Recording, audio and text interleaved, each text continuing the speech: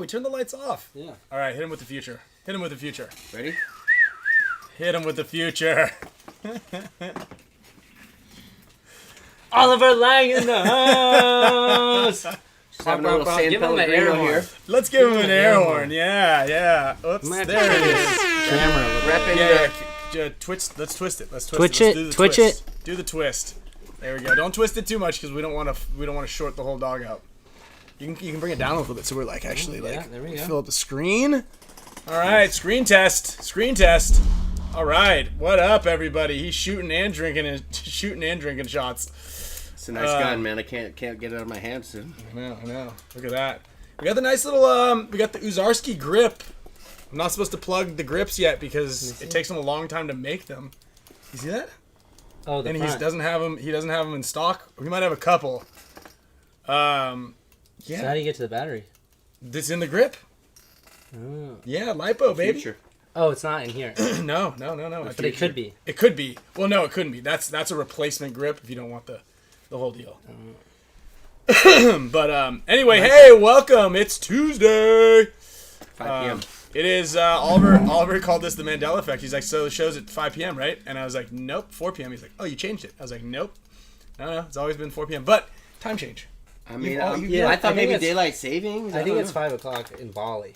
Yeah, 5 a.m. It's 5 a.m. Yeah, when you always tune in. Yeah, that's right. That's right. When I always tune in Yeah, every you always Tuesday. watch it. Yeah, Which would be my Wednesday.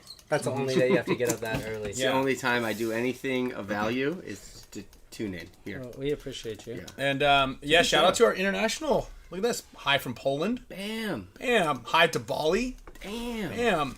I know that there's a couple of, we got Norway in the house. We love Norway. We love Norway. We love Norway. We do. So anyway, welcome to, this is going to be a fun episode, right? I've got a ton of notes written down here. Yeah. So you can see that. I've got episode 162. I didn't even put the date on here. But obviously we're going to talk a lot about this last weekend because we've got winners across. We got series champs. We've got first time champs. A shout out to Orlando. I see you in here with Omega. Finally got my first WC win. Dude, that's definitely talk of. Yeah, Marcelo won. Kyle, that was an insane final with you guys. And then the Hormesis Elite 1v1. You guys did the duel and the joust. The joust and the duel. Sorry. Flop those things. We've got Tommy Greenleaf is going to come on here, who's $10,000 richer. Actually, $10,000 and he got a gun. And he got a gun. Yeah, he got a gun. I mean, I never won $10,000 straight up as a player. No, I got a fucking car. That's all I got. Cheers to that. That's right. That's pretty nice. But no, we were talking about prizes and prize money and what it means for the sport. Possible future endeavors. You maybe go on a little tour of the world. Another tour. Tour ended. New tour opened. I can't get enough, baby. Tour of the hotels in San Diego. Yeah, we're touring. I'm sleeping in Sloan's room tonight. Mm-hmm. It's either a really nice hotel. Yeah. Or the other part of Sloan's Trundle Bed. Yeah, it's nice. Very nice, actually. Should be stoked. Should be talking to you all night. The goldfish are in there, the frozen lights. You get the frozen light. You get it's either Elsa. You got Sven. You got a lot of options. Dude, back there. Are we out of focus? No, well, I refreshed it and it went away, but do we look all right? Does everybody? Can you guys let us know? I think it's an internet thing because when I refresh it, you gotta go to full. There we go. Now we're crispy. But it you guys keeps look all right? Back to it. Let's see here. We should be in full high def. Looks fresh. Thanks, Dan. Speaking of Dan, Oliver just read the book. Oh, Dan, dude, this is legendary, man. This is so cool. Yep. I love it, man. I love every part of it. I think it's such a beautiful thing to do. Very sweet book. Good job, Dan. Shout out to you. You've been around for a long time. You're making some big waves in the paintball industry right now, and I love this, man. I hope this inspires more people to do this, and get out there and play paintball with their kids. Well, actually, and that's find their inner dragon. That's funny. You mentioned that because we were just shooting gel blasters at the neighbor's house across the way. Yeah. And we're like, man, I wish all this cool stuff was around when we were kids. We had BB guns. Yeah. And we had paintball guns technically. But BB guns were a little easier to get a hold of. BB guns were the entry point. Yeah, that was our entry point. BB guns and like Glasses, sunglasses. Yeah. No, you didn't. I remember you telling us the story when you'd play at your mom's house. It was like one guy had a paintball gun. What was it? We got not enough people. Everybody wanted to play paintball, but we only had like 2 or 3 paintball guns. So some people got like a trash can lid, and then a tennis ball soaked in mud. Ooh. So if you get hit with the tennis ball, you're out. Obviously, the shield is but it's modern day scenario rules. Yeah. We didn't have any water balloons, so we had Ziploc bags filled with water. Trash can lids. We had guys wearing scuba goggles. Don't recommend that. And we were shooting tracers and hammer pumps that were shooting 330 feet per second. You only had 2 springs. You had the light spring or the heavy spring. That's how you adjusted the velocity on those things. So, did you ever have to play with the Ziploc bag full of? Well, I had my own paintball gun. It was my field. So I was slinging the paintballs. You could buy 100 paintballs at the paintball store for $6, or you could buy like 96 at my field. Yeah. For $5. And those were ones you picked off the ground or something? No. I'd get a case of paint because like bags of 2,500 were like under 100. Couple? You gotta shave. There was like a 4% vig on every ball, on every bag of paint. I like that. Yeah, That's I was counting them out like cutting my product. hand. I was cutting the product. No, throwing some big balls in there. Yeah. A couple marbles. It's 100. No. The scuba goggles couldn't handle the marbles. Someone said Brass Eagle Talon was a gateway drug for most of us. That's right. Let me move this thing up without. I had the Spider extra, I think. Move that a little closer. I'm gonna go down right there. All right. Yeah, we like Alex's face right here. I like that. It's like he's on the show. Sticker. Dude, I can actually, that's funny you say that. So I can go right here. Just put him right there. Just cover it up. There we go. He's on the show. There we go. Put him right there. We go. Perfect. All right, now it doesn't look so ugly anymore. No, it's fixed. Yeah, it's fixed. You can hardly notice it. Yeah, so anyway, it's really cool because we were talking about like, the evolution, where we're going, where we could be, where we should be. Obviously, that's always a topic of something we talk about. But like how cool the entry is now for paintball. Because it's on, you can see the Spick and Span show. You can really imprint on the kids, everybody who's coming up with all the social media, and just, like there was this huge upward trend with like prize packages back in the NPPL and the PSP, and like kind of when we were coming up, and even before, those guys were winning like Rolex watches and all sorts of stuff. And now you guys just flip the script and just kind of like have made it so there is possibly a future in paintball, and that's kind of hopefully where.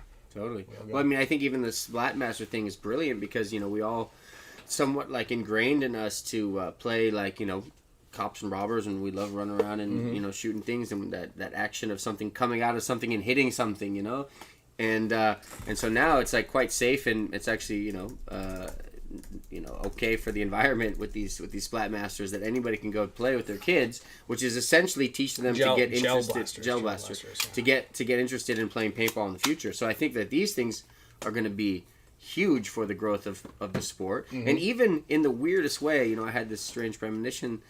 It sounds crazy, but like airsoft is actually an amazing thing because again, it's another gateway in, and then like in Thailand when I was just there, they play a lot of airsoft. And then when they reach a level of, they can't go beyond it, the guy says, okay, it's time to go play paintball, So I think in an interesting way, like, gel blaster and airsoft is going to be entry points to coming to play paintball, Yeah, totally. In the future. Yeah, I absolutely agree with that, and these things are fun. Obviously, hey, Schwartz Gable, thanks, man. Schwartz Gable. Yeah, and it's just like the ability to kind of like connect with the pros also really helps, hopefully we make the sport and continue to grow it in the right direction. Obviously there's lots of talk about that and where we're going and what we're doing and stuff. So yeah, I mean we're gonna talk a lot about it. I want to get Tommy in on the show just to kind of, he said he's not, just to preface it, he's new at the whole interview talking thing. I want to point out a couple things. He's a young kid. Marketing, you guys are absolutely crushing it, but I love the face-off stuff, Yeah. like making it like intense. Yeah. and just everybody. It seemed like everybody that was there had a personality. Like whether it was like the guy who has 0 personality, right, or the guy that was like in your face personality. Well, I think that's the one thing that we're seeing is so valuable in sports is we need characters, and that was something I was reflecting upon LaSoya about because, LaSoya was like, I'm gonna be the bad boy. I'm gonna be the guy who's people are gonna like me, and that's okay. And I'm gonna F you up like when I get on the field with you, and I'm gonna portray this party boy image. And honestly, that wasn't me because I had my own character, and you've got your own character, and you've got your own character, and I feel like we were trying to make it really professional, but there was something valuable about just saying, hey, I'm going to come out and be the villain, I'm going to come out and be the good guy. I'm going to come out and be the quiet guy that just roughs everybody up. Like, right now in paintball, there's a lot of characters, but there's no really, great avenue that people watching are able to connect with them. Yeah. And that was what's cool about this was, people had favorites and people could say like, Todd Boyer literally like became an icon in it because he was like, this is who I am, this is what I'm doing, this is what I'm all about, this is what I'm showing. He even said, I'm going to be the villain, Mm-hmm. And so I like that. It's like now people are stepping up and being like, no, I'm going to be the villain. Yeah. And Trav Zusum came out with the MF Doom mask in the final picture and was like, no, I'm going to be the villain. Yeah. And I'm like, man, okay, so here we go. We got characters, Yeah. That is important. I mean, like, funny one good example is like Nick SLOWIAK. I always like growing up when I first started, I'm like, why is this guy always telling me jokes in the pit? Like, take this serious. And then like over time, getting to know him, actually like really appreciated the way that he went about it, who he was, and now even what he's doing like even for Die, I was like, this is perfect for you because it's like a funny like comedy skit little thing that he's doing, and I was like, this is.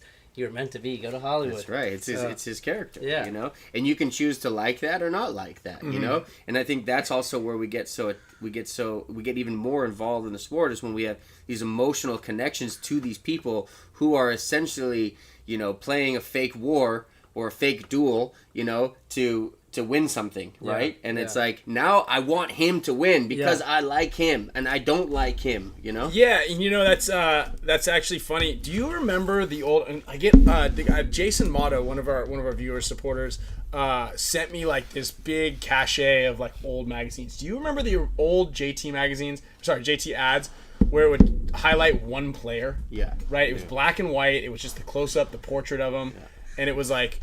It would have Chris or Rocky, and it would kind of like have like a little slogan and like what they're kind of known for, but it was just a portrait, and it like personifies that player and makes them into a character, a hero. You know what I mean? That's right. Like we don't really have that any longer, where there's like a brand that is like promoting a specific player in a specific light. Now you guys are doing something cool with the new videos that you're doing. Mm-hmm. Obviously, really. Transitioning and rebranding a lot of that stuff to make it so. I think it's fallen more into teams. There's a right, team. There's right, Dynasty has this team type archetype. New York has this team type archetype. And those kind of characters fall into that, right? Which is cool also, but it's not really provocated enough to really understand it. For each team. Yeah. I totally agree with that. And that's like the cool thing that you really need. And you were like, we need excitement, we need controversy, you need to have like a drama. Yeah, I mean, look at the reality TV shows that everybody watches. Exactly. You need to have. There's a formula that there's like a scientific formula that makes people care and want to watch. That's right. And you do need villains. And actually, we talked about that on the TV portions of what we were doing. Is like, unfortunately, in a team aspect, like we've got too much skin in the game to be like the asshole. Totally. If I had a $7 million contract and we're playing paintball and you're like, hey Ryan, we need to ramp it up a little bit, can you talk more shit? I'll be like, yeah. Well, it's kind of like WWF wrestling, right? Like, well, it should be. It's all written, it's all scripted, but then there's parts of it that become real. Like people actually hurt themselves and actually break their arm and actually, hook up with the guy's wife. There's dramas they're fake, but at the same time, some of them are real. And the thing is those guys are getting paid for that. And so that's professional acting, right? That is. No one's getting paid for this, so we all kind of want to be professionals. The one thing that is, I have seen time and time over and over again, is that guys who actually kind of are the villain, they don't ever really win, because that's the archetype that you take on. And you know, like a lot of guys who are jerks and shit talkers, and those guys, they might have a moment of glory, but they never really truly last, so it's kind of a funny thing, right? Do you think that that's just built into our ethos, like the archetype of the villain, like, because like imagine your career, but you were just a jackass asshole villain. Well, see, do you think you still would have been really good, or do you think the fact that people would eventually kind of not like you, you kind of like get burnt out? Exactly. Like I remember seeing a lot of guys who kind of were like that, and I'm not going to mention their names in the pros, but they ended up getting phased out because people just didn't like them. Or became nicer. But then some of them switched and tried to become nicer, and then it was like, hey man, you've been a dick for like 15 years, and now you want to like be my friend, and it's kind of like, not really. I hated you. The thing is that you need the polarities, and you need the opposites, and you need to have, again, there's interesting characters involved in the sport, and it's funny because we don't get, there hasn't been much payment, and it's not an act, it's like kind of real. But the beauty is this, moving into this, if people do start getting paid, it's like, hey, what kind of position, what kind of role do you want to be in this? Like, what's your character?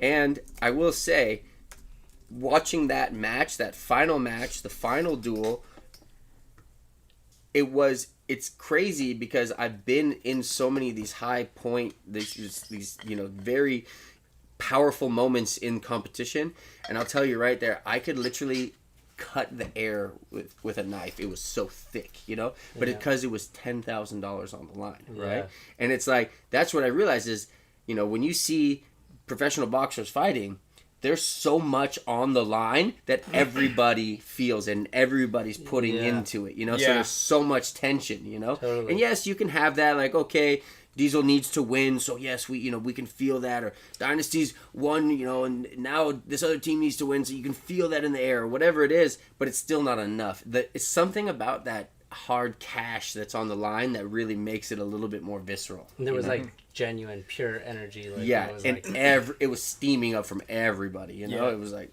Well, and we talked about it too, right? It's like that moment is like so big time, handing one person... You handed we'll call him here in like 1 minute, but you handed Tommy a check for $10,000. He made more that day. Obviously, there's a lot of work that went into it, and we'll talk to him about that as well.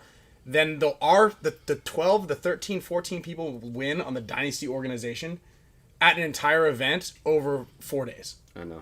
You know what I mean? Like, we're stoked if we get $8,000 that we can split between 8 guys. I know. Or sorry, 14 guys. And so think about guys who That's wild. Think about guys who are getting paid, 30, 40, which is still great for the sport, 30, 40, 50 grand. So imagine, like, they just got, a huge percentage of that portion for the year in one event.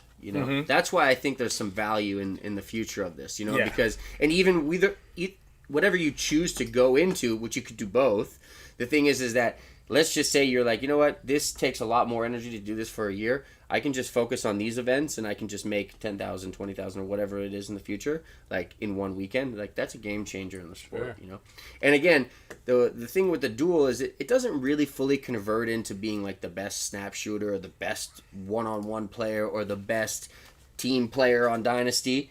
It's a different game, man. It's like racquetball and tennis, or it's like it's a different version of it, or pickleball and tennis. It's a different version of the game. It doesn't translate, you know. But there's some things that will translate, and I think Tommy Greenleaf will probably get some looks by pro teams, coming out of into next year. But the point is that I'm trying to focus on dueling. Dueling is the thing that I'm invested in now to promoting, because I believe that it has value to be able to pay players relatively a lot of money for the sport of paintball, right? So that's a whole nother thing. Like, in the future, people could say, I'm a professional dueler. Okay, cool. Well, what is that? Well, we duel, but we use paintball guns, right? Instead of being like, I'm a professional paintball player, which is what's going on in these other formats, and which is all great also. The difference is what avenue do you want to choose to go down. Let's hit the little give him a call, give him a shout. Different personalities, that's it. Should be his number right there. We'll go over here. Dude, I just got this mosquito, and I looked like perfect. Dude, perfect timing. I hit him, and then he just flew right away. Oh, yeah, he did. Greenleaf! What up? There he is. I got your vibes, bro. I got my elbows out. You taught me, bro. You taught me now. I gotta be smaller. I gotta be thinner. I gotta be quicker. You inspired me, bro. Do you think Tommy can dice you up in the duel or no? No, I fuck him up. No, Tommy was on my team in the joust. Bring the computer a little closer. Yep. And he saw how I played. Yeah, man. I play different though, you know. And I think the cool thing too is how styles will match up, you know. And you know, so who do you end up playing? You know, you had to play. You know, there were guys who had similar styles to you, and then there's guys who had different styles, and I think that's going to be a big part of the way that the format unfolds is who do you match up against, you know? That's a good point. Yeah. Yeah. Well, I agree. I think the styles were definitely like. I feel like the match where the kid had a similar style of me was like it was different playing someone who plays like you. You know what I mean? Which is well. Here, let's. First of all, congratulations. Woo! Give him a horn. Yeah, we're gonna give you an air horn real quick. quick. Greenleaf. Thank you guys. Thank you. First of all, yeah, I wanted to say that. All right. Shout out to Nick SLOWIAK. And if you want, I don't know if you're on your phone or your computer or whatever, you can pull up the show, and then people will have questions in there. Just turn the volume down so you can kind of watch the thing. If someone wants to ask a question, they can throw it in there.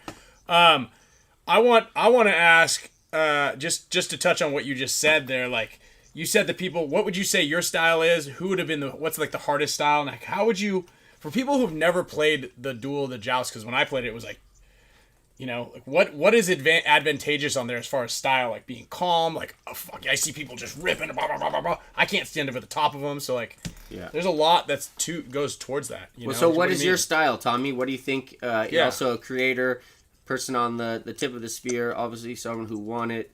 Like, what was your style and what were you trying to do? Because you did tell me that, or I heard that you weren't wearing elbow pads because of the joust, you were getting shot in the elbow pads. So you're like, okay, I want to be a little bit thinner, right? Ooh, Yeah, I like that. yeah. So to clarify that, the whole elbow pads thing, because that was kind of like everyone was. I love that. About that, like that was like a main, topic of everyone was talking about, and the whole reason behind that was just like everyone was wearing elbow pads because they were like, oh, you should wear them because you're gonna take a bounce and stuff like that, and I was just like, I'd rather save those extra those extra eighth of an inch on each elbow because like you're so close, like the chance of getting bounced anyway, was so slim, so.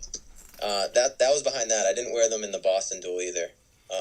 Well, I think it's kind of cool too because it goes to show you that it's a lighter version, right? Like it's more straight up. Like you're not going to be diving anyways, right? Right. That's why I was like, yeah right, exactly. So I like that because that's an adaptation to the sport in general, right? Like you don't need elbow pads now. Smart idea. Yeah, because you're not. The second you dive in a one-on-one, and that's it, you're getting bucked. You can't even really dive in it. You're toast, dude. And you're probably going to get a couple welts anyways. But you know what? You get a couple anyways. I know you got like. Yeah. Yep.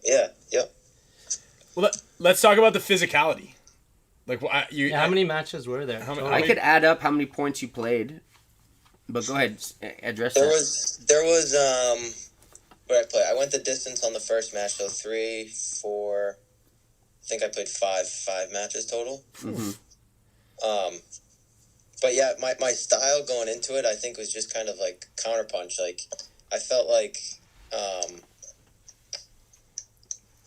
kind of like going into it, like you could see who like the bullies were like they're gonna shoot a lot of paint, they're over the top, like they just want to bully you, and then that was who I actually wanted to play because, I felt like that was.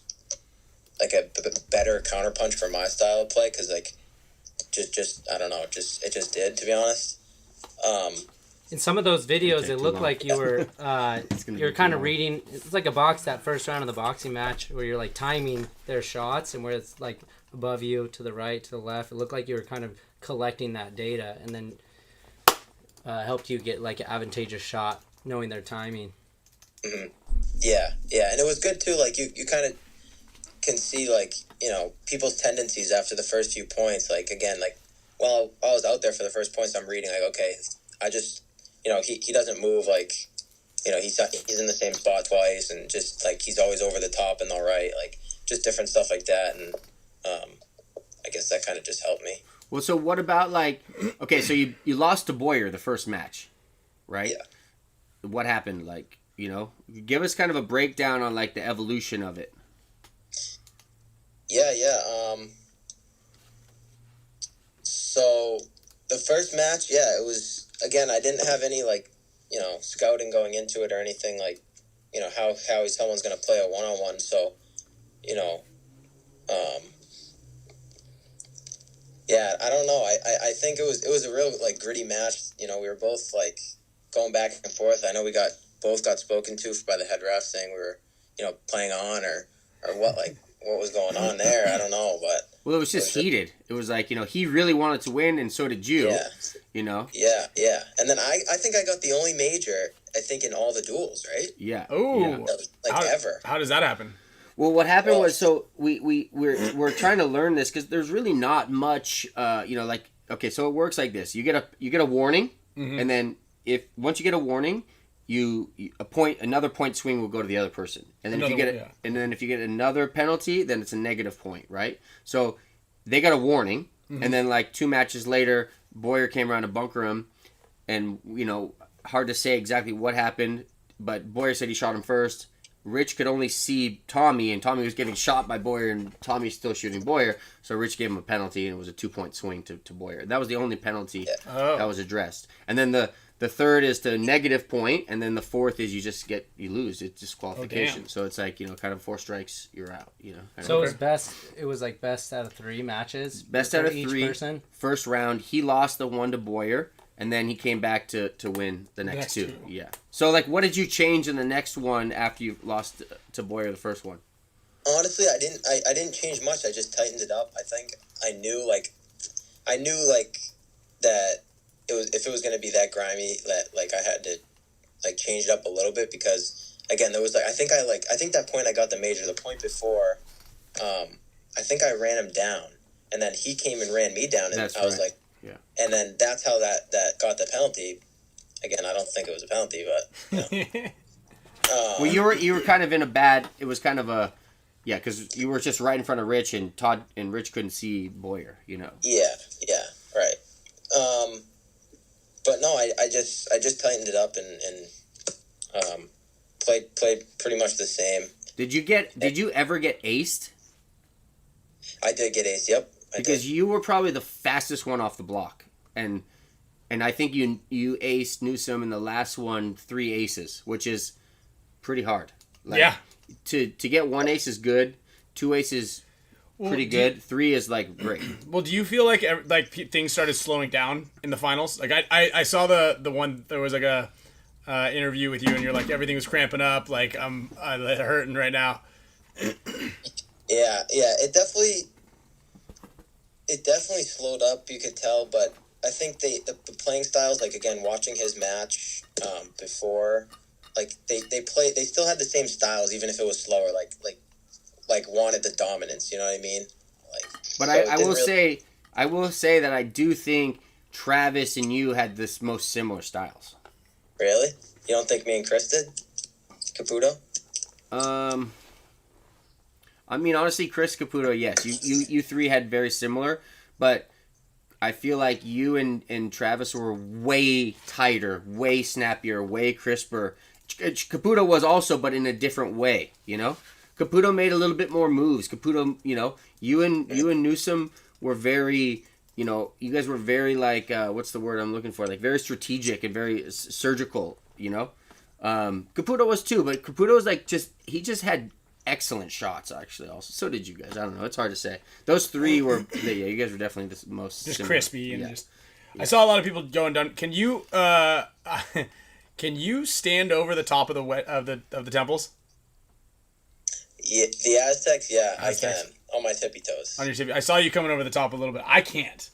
Not an No, accurate not when it shot. was fully. I mean, it wasn't like overinflated. I think. Yeah, it's you gotta like over- stand on your tiptoes if someone goes low. Newsom definitely had that advantage. He was really good and very accurate over the top and like very dominant over the top. You know, his height is like a perfect height for that. You know.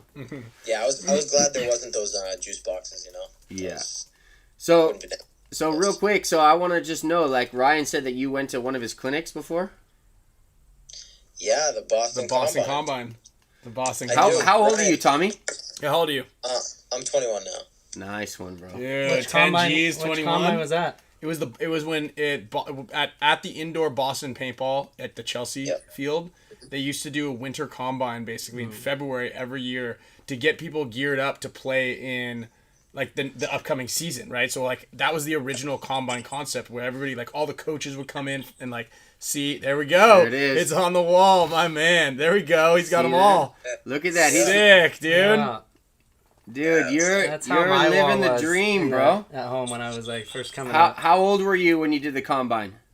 I think like 13. Yeah, 13 to 15, Wow. 15. Dude, I saw a photo of you and Nick Laval. I don't know, it Oh, popped yeah. up somewhere. It was so cool. It was like, you know, Laval was like head and shoulders over you. You looked like you're like, 15. Yeah. And now you're 21, winning Yeah. 10 grand dueling. I still have the pod pack ring you gave me. You probably don't even. Do you remember that? Yeah, I remember. Yeah, Yeah, I obviously I thought- remember you because you Greenleaf and you guys were super. You actually won one of the like overall things. I think that was back before we did all the grading stuff. So basically, it would be like we would all have like these cards because I was trying to like organize it prior to like the current status where everything's scored and timed. And I would get a thing back from like Nikki Cuba would have like a check mark. Damian Ryan would have like a smiley face with one eye. And I'm like, what is this? What is this? I need a legend for this thing. Sometimes there's a plus, a minus, a plus, like. And so we would basically tally up who would get stuff, and I think you won something in one of them, and then I also gave him my pack. That's cool. Yeah. That's rad. Damn, so what you're saying is that it's the last name. Greenleaf, Greenspan. Greenspan. Yeah, well, yeah, I obviously remembered It him. should be Green Spicka. Yeah, his You dad, just- his parents were out there. The whole deal. Greenspan. Damn, Dude, let me ask you this. What type of role? Okay, Oliver and I had like it wasn't even a debate. It was just Oliver made had like a kind of a question statement today. Did you know who Chris Lasoya was prior to coming to the event? No. No. I mean, I don't know if people watching this understand this, but like, so Tommy showed up, he brought his boy, and, you know, he had to face Todd Boyer. Honestly, I was like, I felt bad. I was like, Tommy, bro, you're pretty unprepared, you know? Like, you got to have a couple guys, you know, in the pit. And he's like, yo, I'll get one. We ended up getting another guy from Magnificent, which was cool. That guy helped you out. What was his name? He did help me out. Enrique. Yeah, and he showed up for you. So you harvested a guy from the Magnificent, which was cool. And then all of a sudden, Eduardo, yeah. Then you were playing, and you know, coach it like pro guys started coaching other guys. And then I remember, you know, you kind of looked empty in there, and then somehow all of a sudden I saw Lasoya in there, and then I heard Lasoya say something to you when you like aced somebody. I think it was against Caputo or something, and literally. Or maybe it was against Boyer. Yeah, it was against Boyer. And, like, it literally turned you up. Like, the volume was like... And then it was like... Brrr, and then Greenleaf just was on a roll at that point. Yeah. And I'm like, dude, Lasoya's in his pit now. And Lasoya wasn't coaching. Lasoya was just pretty much like, bro, your shot him is up. on His point. height, yeah. He's like, don't do anything different. Keep doing what you're doing. Like...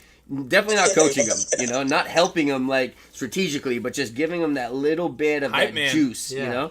And I think that, I don't know, correct me if I'm wrong, but did that No, you're right. that helped? Yeah, you're spot on.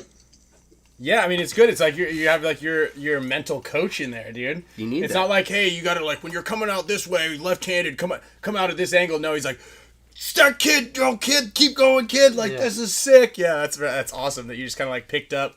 It's like when you advance levels in like a fantasy video game, you keep getting like new attributes and like new little things. Like Totally. Chris Lasoya is now your coach. Yeah, exactly. And the thing is that's what's really cool about this format. I really enjoyed was that it gave, yes, in the future there will be pros playing it as well, but it's going to give opportunity for retired pros, retired coaches, you know, to come back out and start assisting these next generations that are playing. And then also it didn't help, I guess, that Losoya was also talking shit to the other guys. Yeah. Well, no, like what happened was this is where actually Newsom and Jacob Johnson both did this, and I don't think it was advantageous, but they would every time they'd shoot, they'd be like, "Hey, get him out, get him out, get him out," Yeah. And then they would kept doing that, and it gets to that point where like just the same thing if you're doing it in a real tournament, the refs stop listening, the people start tuning you out, like Right. I only say that when I really know that I've shot the guy, Yeah.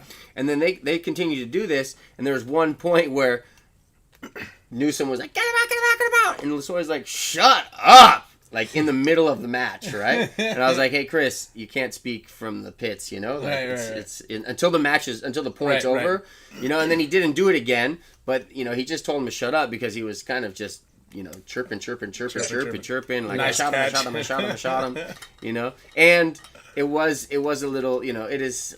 Chris Lasoya is an excellent shit talker, So, and Travis Newsom definitely knows who Lasoya was, Right. So, I mean, I don't want Lasoya shit talking me, No, so it would definitely affect my game. I think if anything, he boosted you up, and then he also dimmed those guys a little bit, So there's like, Lasoya got a little hand. Dude, the Losoya factor. Well, you need to like Google him or maybe watch a movie.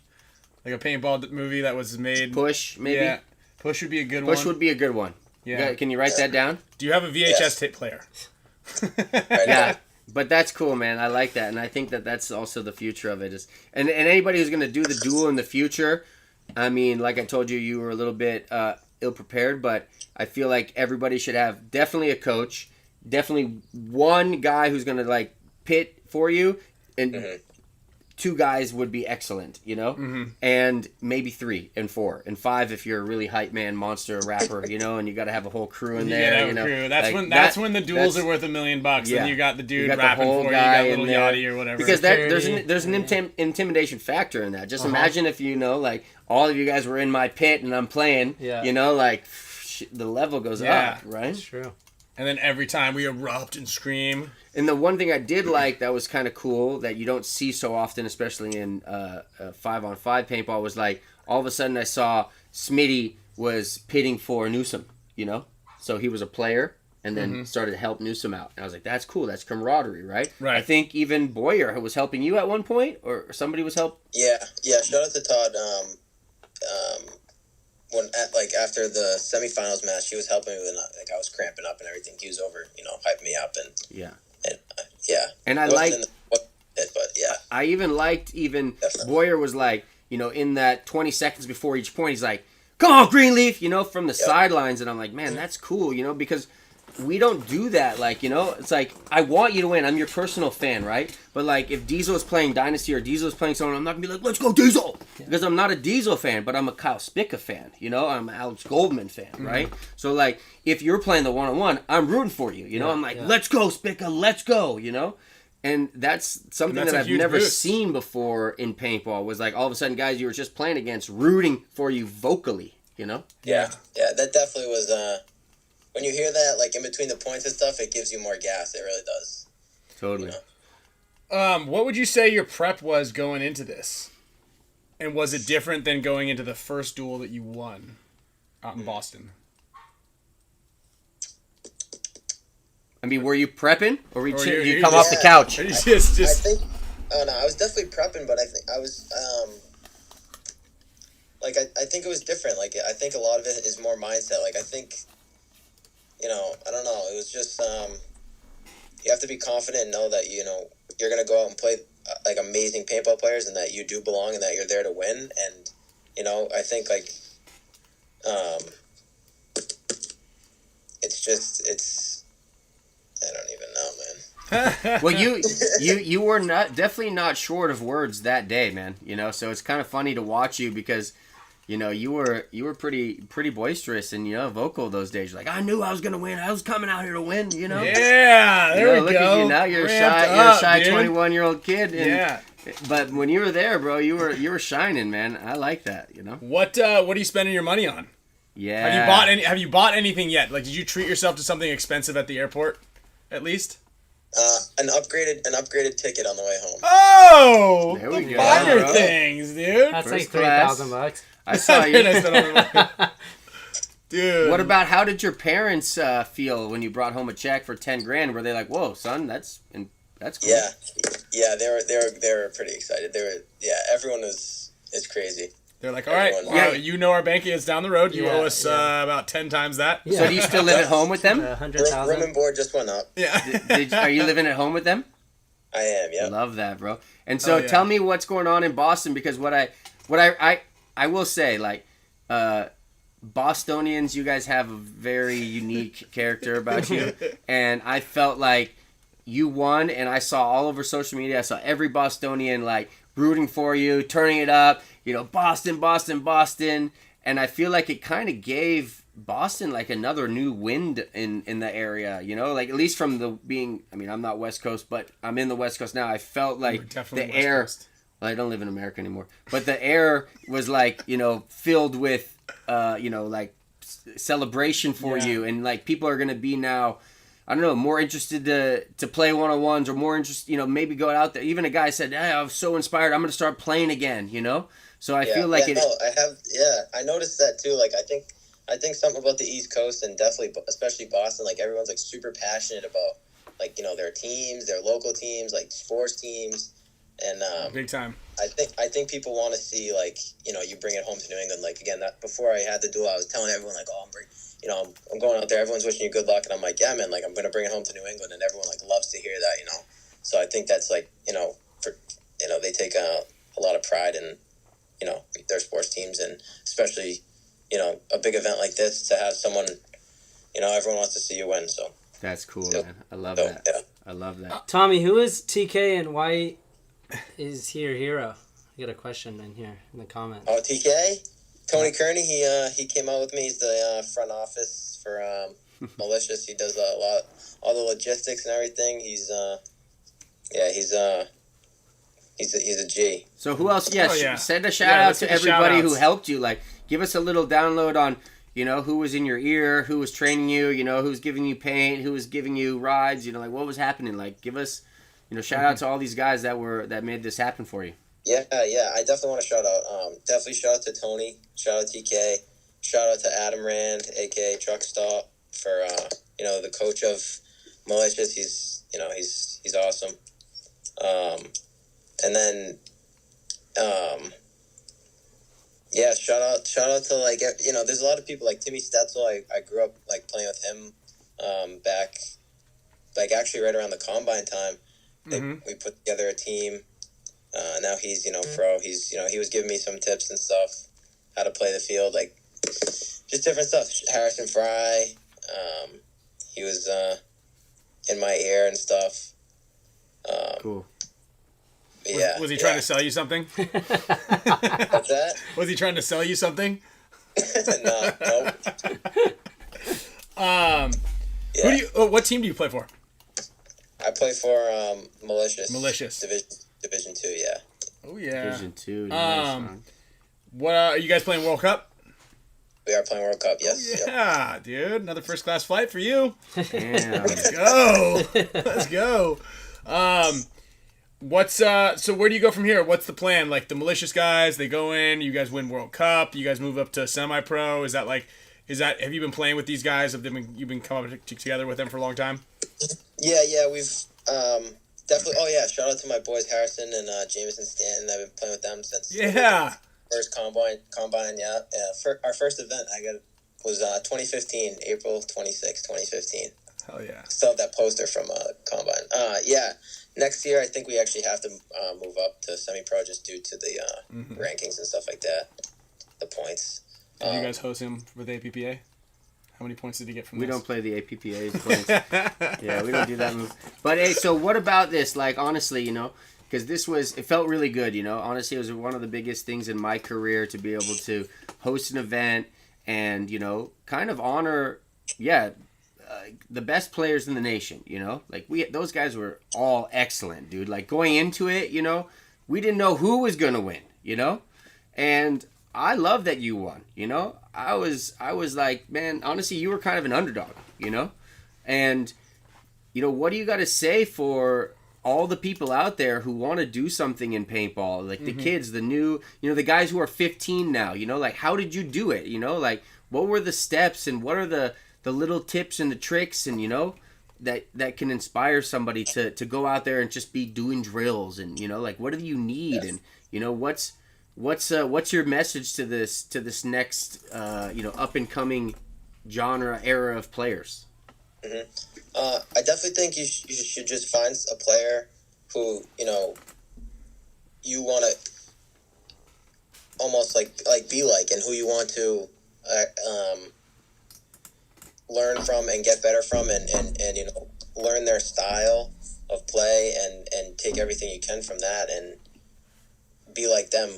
And I think that you have to just, once you make the decision in your head that you want to do something or you're going to do something, I think, the only thing that can stop you is yourself. So if you want to go and win the duel, you have to tell yourself you're going to win the duel and practice for it. And I think it's a lot more mindset than it is actually going out and, snap shooting every day. And so you signed up for combines, clinics, right? Mm-hmm. Those things help? 100%, yeah. Because it's a mixture of both, right? You have to learn, like Benny Carroll said way back, like the fastest, one of the best ways to learn is to, not pick up your gun, but it's to read. And I think by going out and even a clinic, I think you're actually, you're skipping the line. You're skipping the, someone tells you, oh, actually if you hold your gun like this or you stand like this and you do this, it'll make everything, way tighter, this and that. It's like, oh, instead of me doing something wrong 100 times because I thought I was going to get better, someone just corrected me like that. Now I'm way ahead of the line, Totally. I heard that from someone recently. I forget who it was, but they said it's so much easier to teach. Was it? I can't remember. They said it's so much easier to teach someone who doesn't know how to do it because all the guys who have been doing it for 10, 20 years and then bad habits, and then you're trying to correct them, they're like, no, this is how you do it. And it's like, no, actually, that's not how you do it. But they can't erase that 10, 20 years of whatever it was, So it's like when you get someone fresh, it's so easy.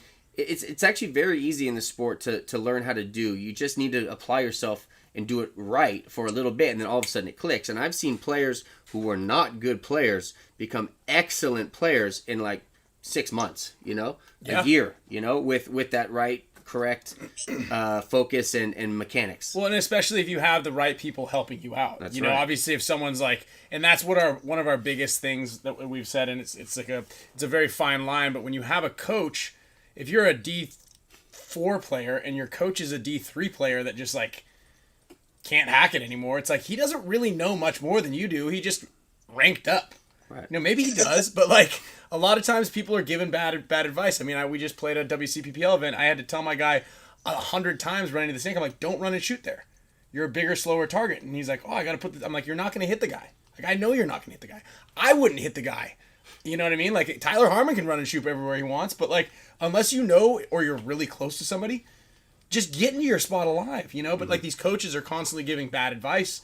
And some of them are giving great advice, but like it's just you got to take everything with a grain of salt. So like, you got to make sure you're getting the right information from the right people who know what they're talking about. Yeah. So tell us a little bit, so you cramped up. Like, what was that about? Yeah, I think after the semifinals, that little break, I was just like, I just couldn't even move my legs. I literally couldn't walk. So I was drinking, electrolytes and had some bananas and stuff. And it was crazy, but that's it. I mean, I guess I just after half hour I was able to stand up and move. So yeah, I had to just keep moving. That's why if you see the videos and stuff, I'm like stomping and I look like so dumb. But it's like I stopped moving for like literally I was out there. I forget when I stood up. I stopped moving and I started cramping again immediately. I was like, if I stop moving again, like I might not even be able to walk again. That's crazy. So Dude, that's why I was awesome. like stomping, like even in the face off. I'm like, oh my god. But what are you gonna do? And then how did it feel? Because I mean, I was just telling them like, like in the finals, man, the $10,000 on the line, like I felt like you could cut the air with a knife. It was so thick, you know, and I felt like I was like, man, this is a real sport, you know, like there's something to it. But like, and I know it because I've been in that position so many times. But I'd love to know like what you felt in the finals, you know, like I mean, what that had to be your biggest paintball like debut moment, right? Yes. Oh, yeah, by far. You could again, like once Oliver, once you were like, yep, no talking, and like, you know, everyone be quiet. And I was like, yeah, this is like, that's when it kicked in. I was like, oh my God, like this, you could feel it. There's no other, you can't describe that feeling. You know what I mean? You really can't. You have to be there and feel it. And you realize like, wow, like you really could like cut the air with a knife right now.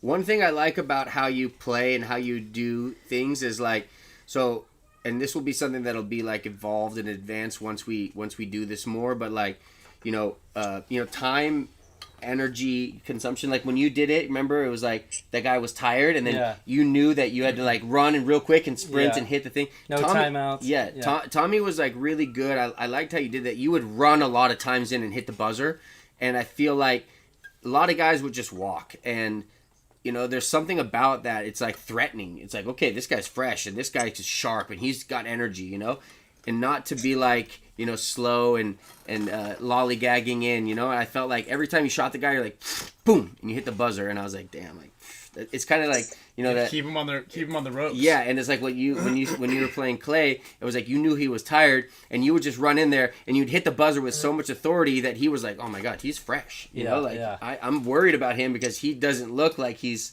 you know, he's hurting. It's funny because I was gonna call a timeout because I'm like, I'm getting a little tired, but I remember looking at his face and I'm like, no, and then I got a second win. Well, right actually, there. Newsom did a very smart thing in the finals against Tommy. He called both of his timeouts in the last point. It was 9 to to try to cool him off. Yeah, so he's all timeout, and then 1 minute, and then timeout, and I was like, ooh, and then everybody's like, he's trying to cool you off, Tommy. He's trying to cool you down. Damn. You know? Which was smart, and I like Travis because he's a veteran, and that was something that showed also in it is like guys who do have veteran mentality. Like, so Travis lost to Avery the first match also, and I was like, whoa, okay, that was surprising, and then came back with like, you know, so much gumption, you know. And one thing that stood out to me about Travis, even when he played and won in Alabama, and I loved this, because what happens is you play a match in the regular dual format when we were searching for the heroes, and then you have to go right into the finals, right? So like when you win that match, you know, there's already a guy waiting for you, and then you win that match, and then you have to play the finals, right? Shit. Okay. And I remember looking at Travis at one point, and Travis is because he's, you know, again, vet, he was huffing oxygen. He had oxygen tanks. I don't know if you noticed that, but he had like an oxygen tank that he would always hit, which I was like, well, that's a cool little hack. Damn. You know? And then I looked at Travis, this was in Alabama when he won, and I was like, bro, how much time do you need, you know? And he was the only person to ever answer me. He's like, yeah, just give me like 2 minutes. And I'm like, well, I need 5 minutes, you know? So, you know, usually guys are like, oh, give me half an hour, give me 20 minutes, you know? He was like, oh, just give me 2 minutes. So he had that veteranship, and I will say there's something about that, and you only get that by playing a lot. Same thing with Dynasty, you know, why Dynasty succeeds so much in those moments is because you've been there so often, you know? Sure. And so a lot of these guys, they're new, you know? They haven't been in that, those high risk, you know, high, you know, intensity moments of you know, competing in the finals. So I you know, it's valuable, you know, and the only way you get it is by doing it. Who would you say you take your style from, like over the years growing up in paintball? Like, who are some pros that you kind of feel like maybe look definitely Harrison Fry and probably Benny Carroll. You know, something about the way they play is, I think, very unique, and I think it's very unique. Both of those guys. To learn from. That is absolutely true. Yeah, I was speaking to somebody today. I won't name him, but he was like, "Yeah, I'm definitely going to call Tommy Greenleaf in the off season, try to get him out for a tryout." You know, so I love that because, you know, this is like, again, you guys are now, like Matty Marshall said, kid, you just got paintball famous, you know. And you know, you were, you know, no disrespect, obsolete, you know, a couple months ago, a Division II player playing on a team from Boston. Now the whole paintball world knows you, and now the world's your oyster. You have to figure out what you want to do with it, and you're young. You're the future of the sport, and that's kind of the essence of what we're trying to do, It was the same thing. Kyle's trajectory, he was a kid. He drove his ass out from North Carolina, to make the team, and, made the team, and now solidified himself as a top-level elite player in the industry. And it's like, it takes a lot as a young man to do that, I mean, I did the same thing. Ryan did the same thing, too. Not many people do that. So now you've got the world in your hands, The question is, what are you going to do with it, and where's it going to go from here, You have any idea? What do you want to do? Yeah, no, I'm not too sure yet. You're just riding that. You're still riding that wave. Yeah, dude. He wants to win with his boys. That's what he wants to do. Yeah. Love that. Yeah, get in there with it. But yeah, I think it was awesome too, like to be at the duel and see all the pros actually, all the players having pro players in their pits. I think that was awesome, and I think that almost gave me more like while I'm playing, like, oh, which pro is in their pit that I want to show them, like, you should be in my pit. You know what I mean? Like, yeah, stuff like that. Mouse thought you were gonna win from the beginning. We were at WCPPL and we were talking about it, and before it even started, he's like, really? Yeah, he's like, I think Tommy's gonna win. So it's cool that he won. Oh. Who was that? Mouse. Mouse? Oh, okay. Yeah. Oh, that's awesome. We wanted to get out there on Sunday, but that's a big boost, man. Yeah. That's cool. Dude, big boost. Yeah. I was gonna come down, but my boys Orlando and Omega we just kept winning and winning and winning and winning and crushing. So yeah, dude, congrats, man. That's awesome. What a cool journey story. Shout out to Boston and everybody out there, just rooting for everything. Because I don't know how good your sports teams are now this year, but you're crushing. That's for sure. But I love that, there's honestly, there is a whole different that is like a whole different like demographic of sports fan is the Boston fan. Totally. Like it's no joke. Like that Northeastern New Englander, like you guys really, really show up for your teams. Totally. And that's epic. Totally. Yep, true. Well, right on, dude. Yeah. Any last words? Anything else you want to give shout outs to? I know you gave some to your boys, but this is your little send off if you want. Cool. No, yeah. Shout out to the malicious Instagram, malicious POTP. That's it. All right. Greenleaf, Tom. Yeah. Just follow. Was that your first clinic with Ryan too? The first clinic you ever went to? Or the combine? Yeah, the combine, yeah. Now your first big interview on a podcast, and then maybe in another couple years we'll get on Dynasty. There you go. That's we're gonna make all the heroes are gonna get a signature line also. So really? Yeah. I mean, I think yours is clearly already gonna be just a green leaf, right?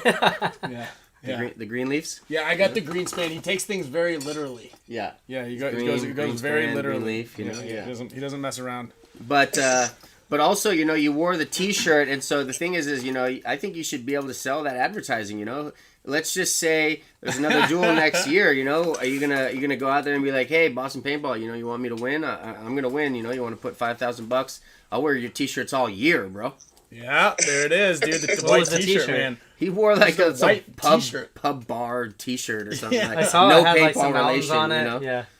Yeah, it was like a California T-shirt. It was like he picked it up at the airport at LAX. It looked like a retro Yosemite type shirt. I was speaking to this guy today earlier, and the thing is that some people are like, oh, you shouldn't be able to wear that, and he has to wear it. It should look professional. And yeah, I think in the future, definitely, Hormesis, we're going to be making new jerseys for the duel. Kind of different like polos, kind of these types of things. But ultimately, I never liked to be told what to do as a player. Like, when a league tells me, hey, you have to do this, there's a part of me that resents it because there's a part of you that loses your individuality at that. And I feel like you were very much of an individual this whole duel. You're like, I'm not going to wear arm pads. I'm going to wear a T-shirt. I'm going to wear my lucky bandana. You're like, this is me. And that's powerful, man. So I hope that you also inspire other people to be them and to wear whatever they need to wear. And the essence of the duel is for you to be a character, whatever that is that you choose to be. hero, a villain, you know, the quiet guy, you know, the guy with no arm pads, the guy with, you know, whatever it is, be that, you know, because that's what's going to stand out and that's what's going to inspire other people, you know. So I appreciate you being able to identify yourself and be who you are, you know, and make a statement in that, because people, that'll go down in history, you know, especially if this thing starts to get more traction and gravitate, like, you know, people will start to be like, I can identify as me and wear what I want to wear, you know, and, you know, I value that. So, you know, that's cool. Yeah, definitely. Yeah, I wrote down swag on what's going on here. They got the little dog party out here. Yeah, I wrote down swag as one of the things. Like it is cool, man, to like be able to show like, you know, what is you and unique about you. And you know, we talked about that too. I definitely think too, like you know, you're right about like, you know, what you wear. You know, if people had sponsors and stuff, you know, you wear sponsored shirts and stuff. But like there was thought behind what I was wearing. You know, whether it seemed like I saw some comment that was like Tommy went into this with the least amount of gear or something. I was just laughing. But I was like, I was actually gonna wear my black T-shirt that said malicious on it, and then I'm like, well, I don't want to be extra hot, and I just had my white T-shirt from my bag that I was gonna wear to go out, and I was like, I'll just wear this one. You know, that would have been a great thing if anybody ever asks you, like, next time you can prep it. It's like, hey, what are you gonna spend your money on? You'd be like, I think I might buy some arm pads. You know, like. Yeah. I've been saving up to buy a new pair of arm pads, so I'm gonna get some Pro DNA arm pads now. You know. Yeah. Well, he had the Pro DNA pack. You know, that was also was kind of cool. It was like white, you know, no arm pads, and then it just said Pro DNA. I'm like, damn, did Pro DNA sponsor you? You know, you should reach out to them. I already told Planet Eclipse. I said, this kid absolutely dominated. You guys should send him a individual sponsorship. You know, like I know you're already shooting their guns, but the thing is, you know, that's valuable as we move in advance into this, because a gun company sponsors, you know, a big team. They have to put a lot into it. You know, as a gun company, Planet Eclipse could say, hey, Tommy Greenleaf, here's 2 guns for the year. Make sure you use them, and every time you win, you get a gun. Or, you know, it's a little bit more simplified in sponsorship in a sense, you know? Yeah, I definitely think that's, you got a lot of good ideas. What are you going to do with that gun? You got it somewhere? Let's see it. Yeah, where is it? I got it down. It's downstairs right now. I think I might hang it on my wall. Cool. So it's going to be a trophy, yeah? Dude, that's awesome. Yeah, he doesn't need to sell it now. He's rich. Yeah, exactly. Well, that was the thing. Ledge was like, oh, I'll put the hero on it so that he doesn't just sell it. I'm like, well, he's going to get 10 grand. So, you know, it's an ultimate trophy. You know? It is. It's cool. And the other trophy is really nice too, right? It's not like, yeah, it's something that you can just, you know, we were talking about that today, the trophies. Mm-hmm. And it's like, yeah, you've got a lot of trophies, but, you know, when there it is. Look at that. It's a beauty, you know? Flick it. Give it a little ting, ting, ting. Look at that. That is a nice trophy. That's a nice trophy. Not a single trophy from the NXL. That was a second place. This has got a little bit of ting to it. The NXL trophies like kind of wobble. I think they're made of plastic. I don't think I have one anymore. Well, the thing is like, you know, you've had all these trophies. I didn't keep that many of my trophies. There was only one which I loved, which was the Commander Cup, which I stole from Alex at one point, and then I had to give it back to him because I felt bad. You know. Yeah. That was a nice trophy. That was a really nice trophy. That was actually pure silver. I know. The one the crystal one we got was pretty cool too, but it broke in my hands. Yeah. On stage. You know. So, anyways, keep it next to your bed. What do you got? Like a twin bed? That trophy's gonna look huge next to it.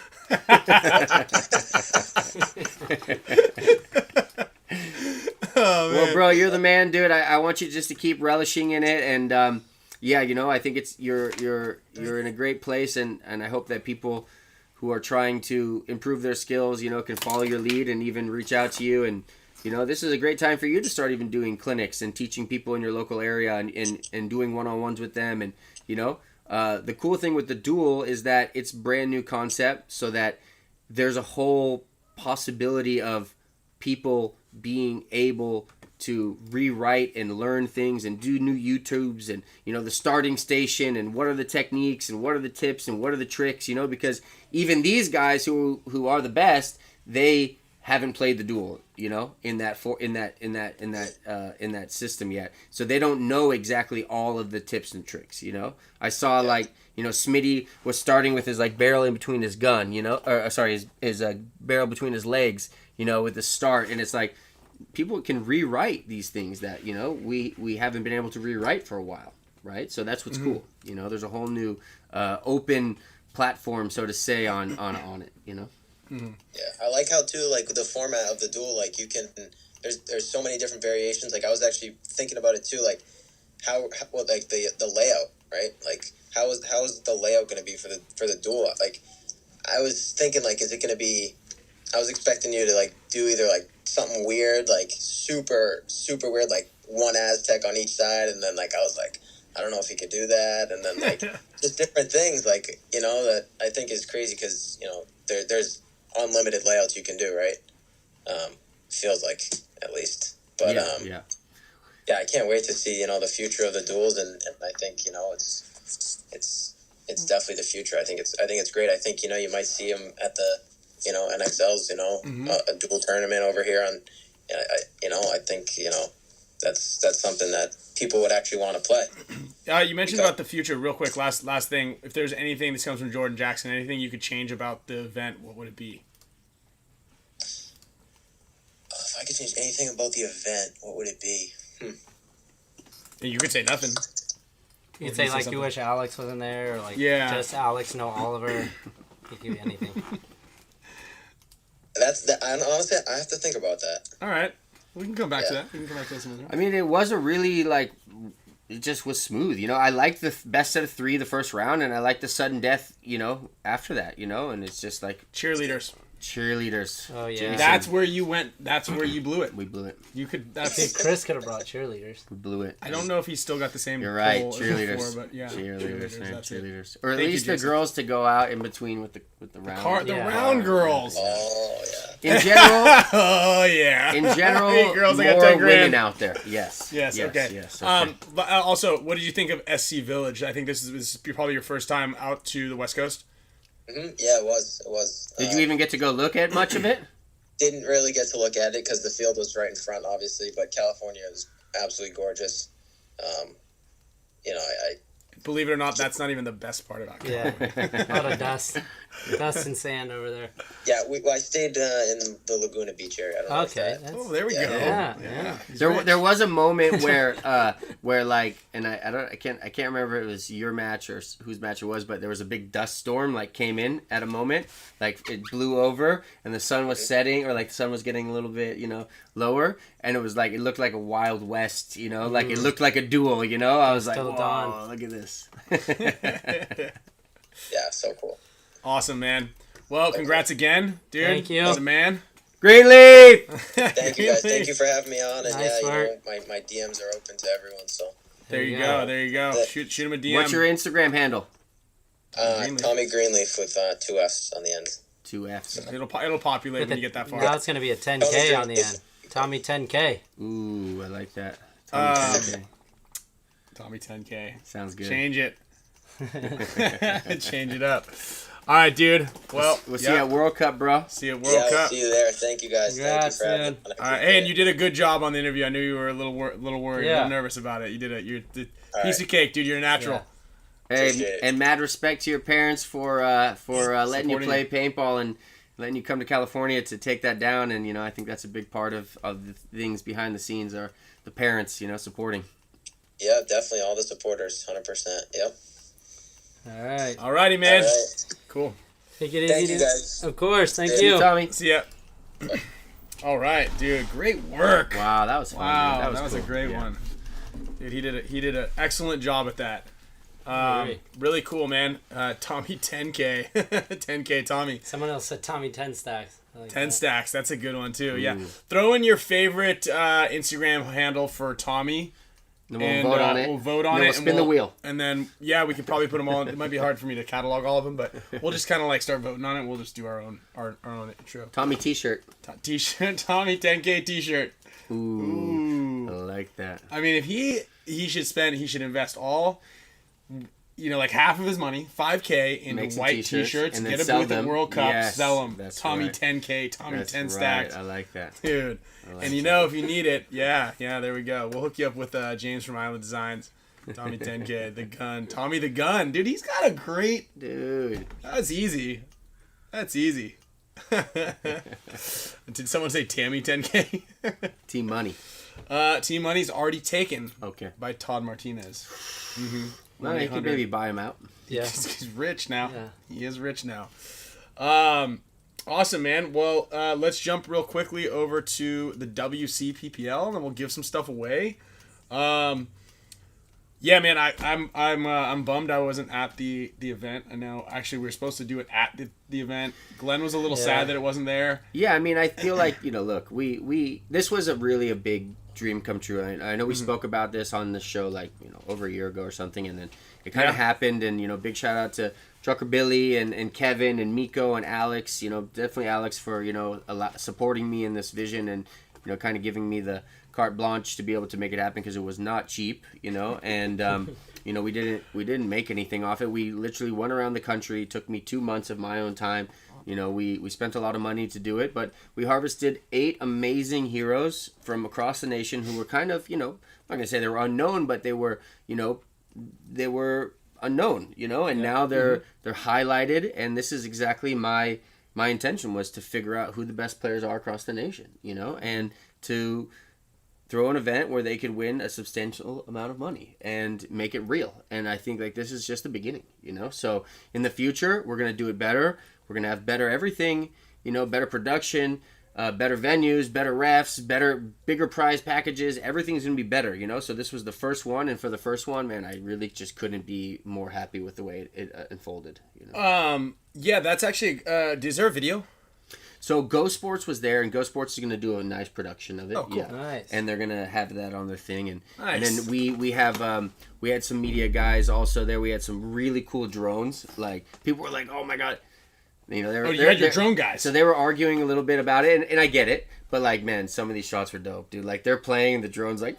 Yeah, the drone guys from Dr. Bronner's, right? Dude, they're insane. So dope. They were just flying. It was a little obnoxious, but honestly, let's just think about in the future, if we could get a deal with a network, and those shots are in there, like, if you want to get paid some money for playing paintball, you got to play with a drone. Like in the future. I bet they can make those things quieter too at some point. For sure. At one point, they're just going to be like so smooth. And, you can get tracks and, you can do different things. But I feel like this, for what's going to come from it, is going to be pretty epic, Pretty epic. I remember that one on the wire at last NXL event flew over the center brick when I was in there. And I thought someone was coming over the top. Yeah, you see the shadow real quick. Yeah, shout out like Paintball Nerd was there. Matt the Gym Rat was there. Spantastic was there. There was a lot of Verbal was there. They were doing a lot of great footage. So they've all got stuff, and there's going to be probably slow little leaks out to it. We're trying to grow our Hormesis Productions Facebook also, or sorry, YouTube. So we're going to start to release these the duels that we did in Utah. And then, we'll be releasing some stuff from this on there. So that's where the videos will be, and people will be able to check it out. And in the future, we'll definitely do, like, epic lives and pay-per-view and such. Let's give everybody a little link. What am I looking for? Hormesis Productions, YouTube. Yeah. Okay. And I feel like, already you guys probably have such the strongest, community following online. I feel like, the one thing that if anybody in the paintball community could do better at is... It's so easy to like and follow things, And like Tom Cole was saying, I watched his interview. I think it was on here or maybe PTG. It's like they were, he needs people to like and subscribe to his stuff. Yeah, and like paintball. As a sport that is, we're not at the beginning of this thing, but we are, because now all these things are big, things that actually advance us. So you got to like posts, you got to share posts. You got to subscribe to things, and that makes all the difference. It does, because when you have, they're in Monaco right now pitching paintball to networks, and they're constantly on the grind and on the move, trying to get paintball in front of just the right audience. Someone's going to see it and be like, oh, this is great. But what happens is when they go, all right, let's see your socials. Like, how many people do you have followed? How many people are signed up for this? So that's why that spot insurance thing was a big thing, and like buying an NXL ID card, because how many people you have in your player database and system, it's like numbers. That is what people look at. They're like, oh, cool, this is great. If paintball was not even half as cool as it is now, but it had 10 million people that are subscribed to everything and all this, people would be like, we're in it. We're in. We're showing whatever this is. Yeah. And so, like, it's so important to like all those things. That's why Major League Paintball, if you go in there and you follow them on YouTube, it's like, it's such a big boost. Yeah, subscribe on YouTube. Subscribe like, to, so that way when they're out there and they're like, hey, network, or whoever, you need content. We have a cool product. Check this out. Here's our YouTube channel. Here's the content we promote. Here's the videos that we come out to, and here's how many people are following and supporting it. Totally. Right. Totally. And it's so easy. It's not even. It shouldn't even be political. It should just be like, we need to help this grow. Absolutely. That's how I see it. It's like Tommy Greenleaf, Newsom, they don't even wear anything Hormesis. This isn't a Hormesis thing. Right. Literally, wear whatever you fucking care. I don't give a shit. Dude, let's grow this thing. We have to support each other in it. And it's so easy to like something. It's so easy just to, put a heart on it and to subscribe to it. Like, now that's what I do for everything. Because question yourself. Next time you're scrolling Instagram, why don't I like that Tiger Wear ad? Mm-hmm. I like it. I should like it. Why didn't I like it? That's what I've been doing kind of with our Tiger Wear videos. I'm making them a little bit longer because I know people will scroll. But at the end, there's like typically an Easter egg. There's a discount code somewhere in it. So if you can, like it all, subscribe to it all, share it all. So easy. It is. So real quick before we get into the giveaway side of things, what was your takeaway about the WCPPL final? Talk a little bit about what was on the line. I know you took second place. Yeah. But it was a fucking killer match. Yeah, I mean, we were in first by, I think, 2 or 3 points. Marcelo's team, Vegas Misfits, were hot on our trail. Both of us crushed through the prelims, quarters, semifinals, everything, and then face off again, which we were kind of hoping for. So it'd be that was it. That was who won that also took the series. They made Joe Barrett play with us, and he was by far our MVP of the tournament, and Marcelo's team found a way to shoot him off the break 2 points, the first point, and then we lost just a couple errors here and there, and then it came down to score was 2-2. We were up previously 2-1. They came back, tied it, and then in that 2-2 point, I did something risky, and I sent a guy that they were picking on, taller guy Vince, to a tower. I saw that. So that they would pick on him, and then we would make the snake off the break. Oh. So I made the snake, but Vince got shot. And then we ended up also another player who shouldn't have probably got shot too. So we're instantly in a 3-on-5 with 4.5 minutes left. And Marcelo's team played great clock management. They just worked the time down. My snake player, Eric, was looking for a move. He didn't take it. I got to about 1.5 minutes, and something in me was just I know that his team, Marcelo's team, is smart enough to close the point, give away a couple bodies, and win it, so I blew it, which was kind of a controversial call on my behalf, but I talked to them and Marcelo after. He's like, yeah, we would for sure would have closed that point. Then we played that 1.5 point, couldn't get it done. Marcelo's team took us 3-2, so a little upsetting, but yeah. But the WCPPL sounds like it's just such an epic league, huh? Yeah, dude, they crush. I think it's the biggest non-NXL league. Him does a really good job with it. Glenn's new fields. You went to Glenn's field, right? Have you been there? Mm-hmm. So he built this big paddocks area up on this dude, it has ocean views. It's actually a really nice setup. And he's got 4 fully turfed fields and massive amounts of space, so ample parking, ample everything, and that's why it would have been the perfect venue for you guys too. Yeah, we were planning on it, but the problem was that they were supposed to use 4 fields, and then his neighbors, there's something about permits. So it was just we needed to solidify the date and the location, and then they couldn't answer us, and then they said no, and then we said okay, we'll just. And I like SC Village; it's a great location. Dude, it just happens that it was just on the same. It was on the same weekend, otherwise, yeah. And I mean, and that's the thing. If the WC wasn't there, there'd be more people at your event, and the new SC Village, the turf, everything's beautiful, dude. They did such a good job, and they're setting up 2 new fields. So 113 teams. So 113 teams at the WCPPL over the weekend, and yeah, man, the Southern California paintball and teams from Arizona. My team had I think 2 players from Arizona on it, and you got guys from Washington driving down. So it's it's the old Great Western, man. It really is, but it's really well run. Prizes are great. The paint's affordable. I think it's $45 a case, as opposed to other leagues and stuff that kind of gouge you a little bit. Yeah, all around great. I got to give a shout out to the guys from Omega. We went 2-2 in the prelims.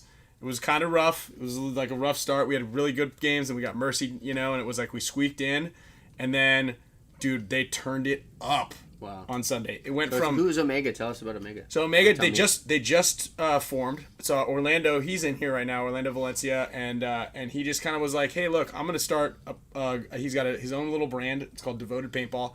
You guys can check them out. They make cool little like shirts and accessories and Look at his team. They didn't play all year.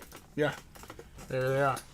That's right. They didn't play the entire season. It was their first tournament together. I remember when we looked at it. Yeah. Before the weekend started, I looked at it and they were like ranked 34. Yeah. And there was 34 teams total, and I was like, are they? You're like, you're coaching that team? And I was like, have they been playing? Like they're new, and he's like, brand new. The underdogs, baby, underdogs. And I worked with them one day the weekend before, and I was like, all right, cool, this is where everybody's going. Great. And we... Dude, as soon as we made it into the next round, we played like the Lords, and I was like, all right, this team's pretty good, because we squeaked in at like 16th place or 15th place, and so then we were playing a pretty high ranked team. Mercied them, mercied the next team. Wait, didn't you take down Corey's team? Corey, and you beat Dalton's team. And Dalton's team. Dalton was out there. Yeah, Dalton and Corey. Like, who wants it? You know what I mean? Dalton was playing? Dalton was on the field, dude. We fucking bunkered Dalton every point. Dalton, you My guy on the Dorito side with Orlando is the 1 and 2. They were studs over there. My Snake guy, like something clicked. You know what I mean? Like, all of a sudden, and he's like, oh, this is how we do it.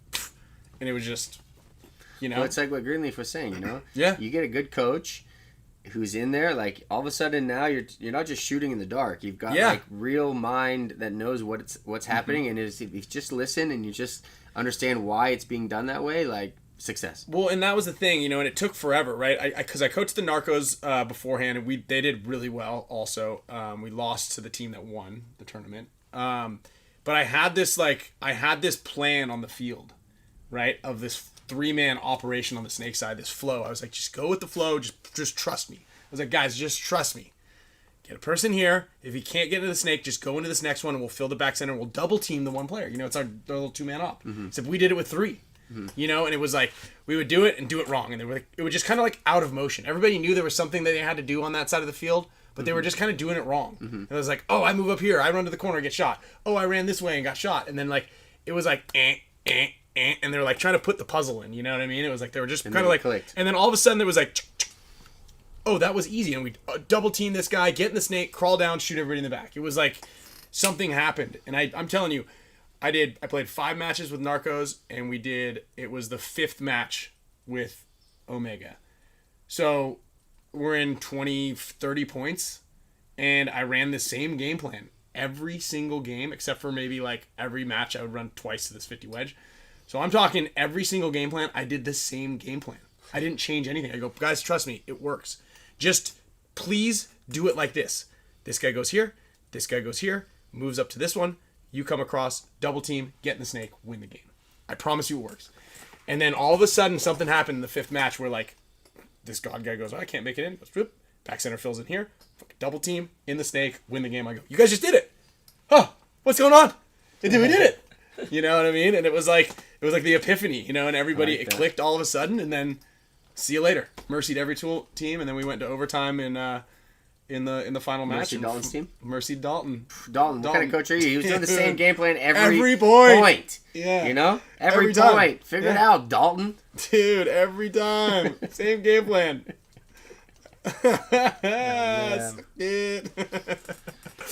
So anyway, that was a fun one. It was good to win that because I've been trying to win a WCPPL for the last 4 or 5 years. Finally got one. Finally got a dub, dude. Now you can retire. I'm done. I don't need to. This isn't my trophy, by the way. This is Kyle's. Oh, speaking of the WC, I'm glad I just turned around here. Shout out to Mr. Bernabe. Should we have a shot? Dude, we should have a little cocktail here. Let's he's have a celebration. Dude, you know what's happens is, and if you want to call Alex right now, let's give Alex a call because Alex is always drinking on the job. And did you know that? Did you know that? No, dude. Well, he's doing orders. So you have any orders that haven't been going to the right places? I thought it was the other guys that were a little bit. No. Alex was over there getting sauced. So we got a nice bottle of Macallan 12-year-old double cask. Wow. Single malt Scotch whiskey. I don't know what it means either exactly. Single malt's supposed to be the best. Okay, well, we are double cask single malt. Let's So, drink it. Get We're that gonna ice. pound it? No, oh no, we're gonna pound it. We're just gonna pound it. No, look, I got these nice little snifters. Sniffers. Oh, God, help us. Hey, we're having some technical issues trying to get the show up. We're wondering if you could help us. We're not live. Dude, honestly, fuck this show. Oh, what are you sipping on, bro? Is that vodka? Maybe. Dude, you can't even look at your friends in the face, or what? The camera's over here, but I'm looking at the monitor over here. So you we get a figured good- we so you figured. get a good profile of my. Yeah, you're down here covering up the camera too. We figured we'd bring the party to you a little bit and rub this in your face because we got the good stuff by Mr. Bernabe over there. He said I feel bad because Alex always gets all the gifts. Somehow everybody gives him. Oh, there he is. Ooh, That's Mr. touche, baby. I raise you, my friend. Thanks to Mr. He's like- Bernabe himself. Oh, what? He goes, I'm sorry. Alex always seems to get the good stuff. Always, and you guys are kind of left behind. I like got how this thing. Alex's bottle's empty. Oh, Oliver, we're having this is a little thing. Can you read Well, the label? here's to our buddy, Greenleaf. no, not Greenleaf. Yeah, Alex doesn't like Greenleaf because he took his money from him. This is smart. Greenleaf deserved to win. He was the only guy out there, like, actually making moves to provide himself opportunities to shoot the other guy. So I'm glad he won. And also, he was wearing just a plain white T-shirt and no arm pads, which I figured was a It's their energy style. conservation thing, Ryan, which you would probably appreciate. Actually, it was to slim him down. He goes, Well, he dude, said this it was extra energy millimeter. conversation too. He said Yeah, a you little bit don't of wanna both, wear but the black. like the minimalist. Like he said, it was like slick here. And his last name starts with a green. I know. I know the kid. I've coached him a bunch. He's come to the things. I've met his parents. Him and the Stanton brothers. The Stanton brothers are really good too. No, those kids are all solid. I'm gonna put one of these things in right now. I don't know if I you will want. say, I'm going to drink to our good friend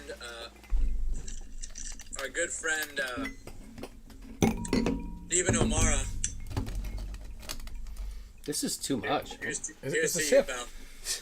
I heard Stephen O'Mara had quite the adventure at Henry Sense's wedding this weekend. So here's to you, the best man of the year. Oh, best man of the year! I can't wait. I wish we had that story on. MVP. Best man of the year award. I'm not at liberty to say, but yeah. Here, do your own research. just let me know. Just bad. answer me with this. I mean, that's a lot, dude. It's just an ice cube. It made it No, go. it is the ice cube. Yeah, Push it away from Dude, it. I just be learned some wasted. crazy shit. If you're going to World Cup, Hormesis has blown it out of the water. We're having a party on Thursday.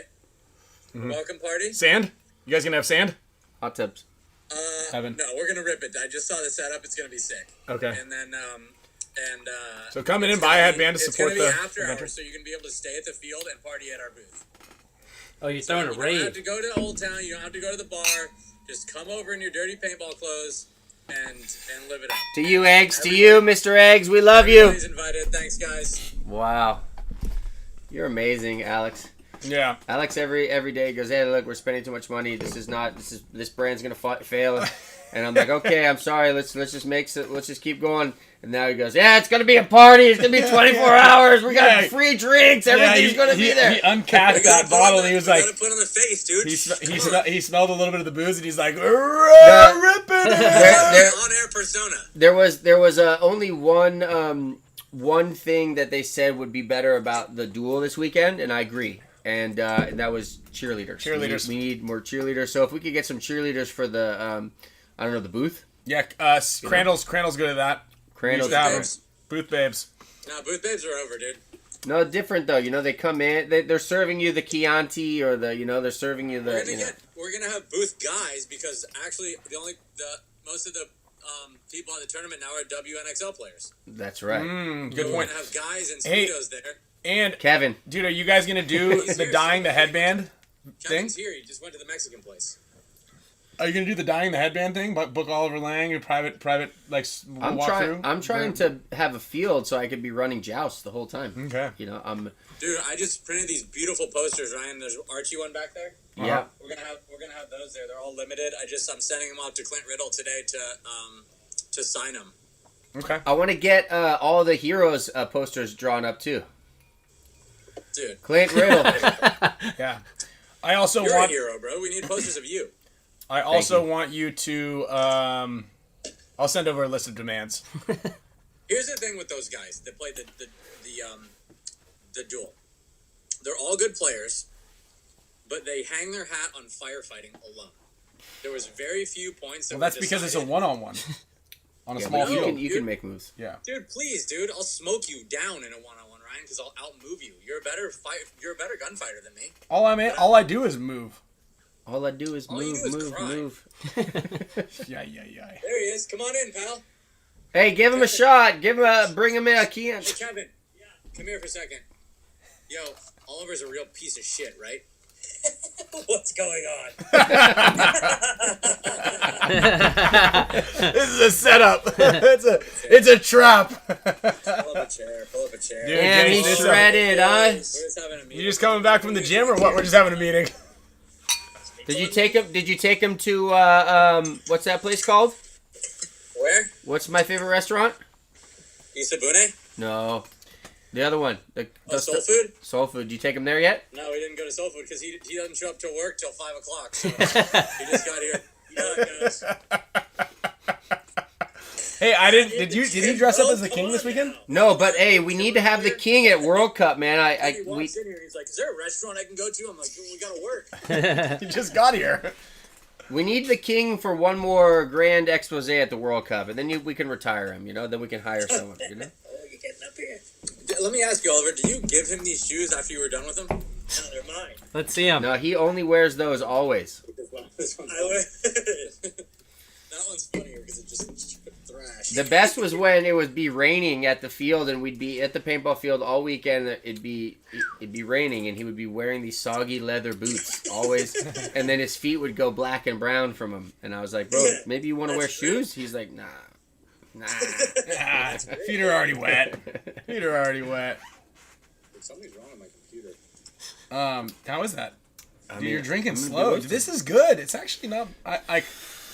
I don't know if this is like a recreational drink. I'm not sure exactly what you're supposed to do with I'm it. old now. I think so this is only just for like business deals. This is a business deal, dude. You know, when you Look see at in the us. movies Yeah. when they're We just acquired Tigerware. Yeah. Double wood, matured in 2 distinct casks. We just acquired Tigerware. Oh, wait, Oliver. 12 years. You gotta read this. Ryan, We gotta get rid of Kyle.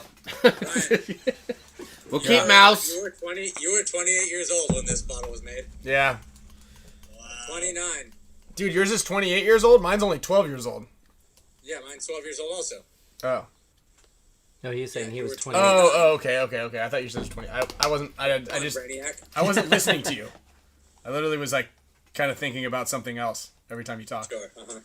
Well, And we also have this stuff. If you want to like That stuff's way sweeten better. it up, you can put some of this in there. is that moonshine? That's John. It is. That's a Stephen O'Mara special. No, you gotta. Is he now seeking the legal counsel of Chris Shear Law? No, I did get this. I got a nice video from Chris Shear though.